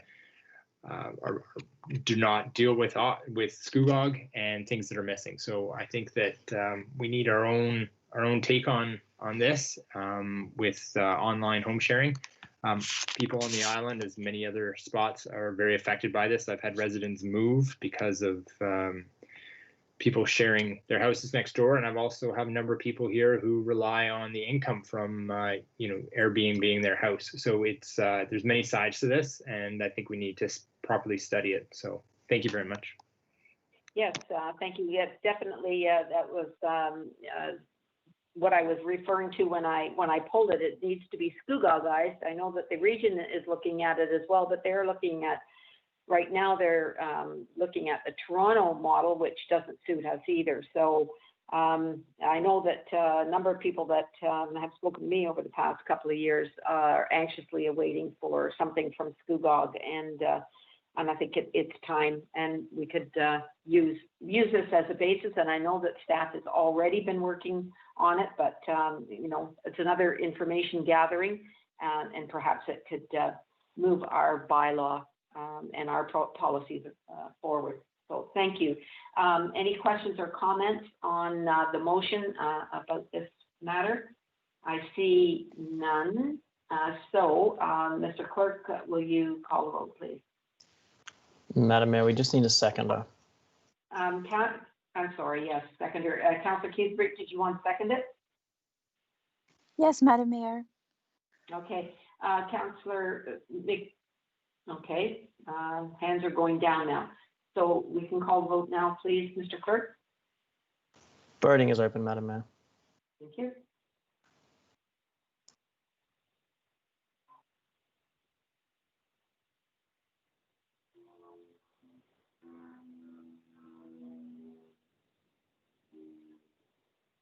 Councillor Ross, are you still frozen? No, it wasn't me this time. Councillor Watton. Vote in favor.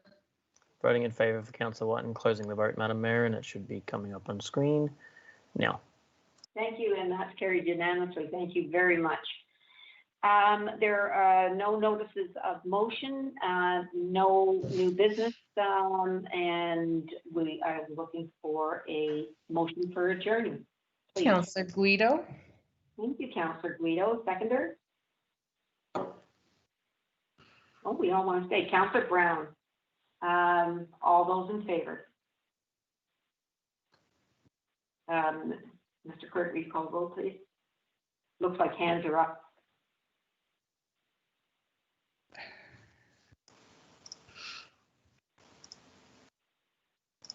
Do we need to call the Voting roll? is, yeah, sorry, Madam Mayor, that was my fault. Okay. Voting is open now.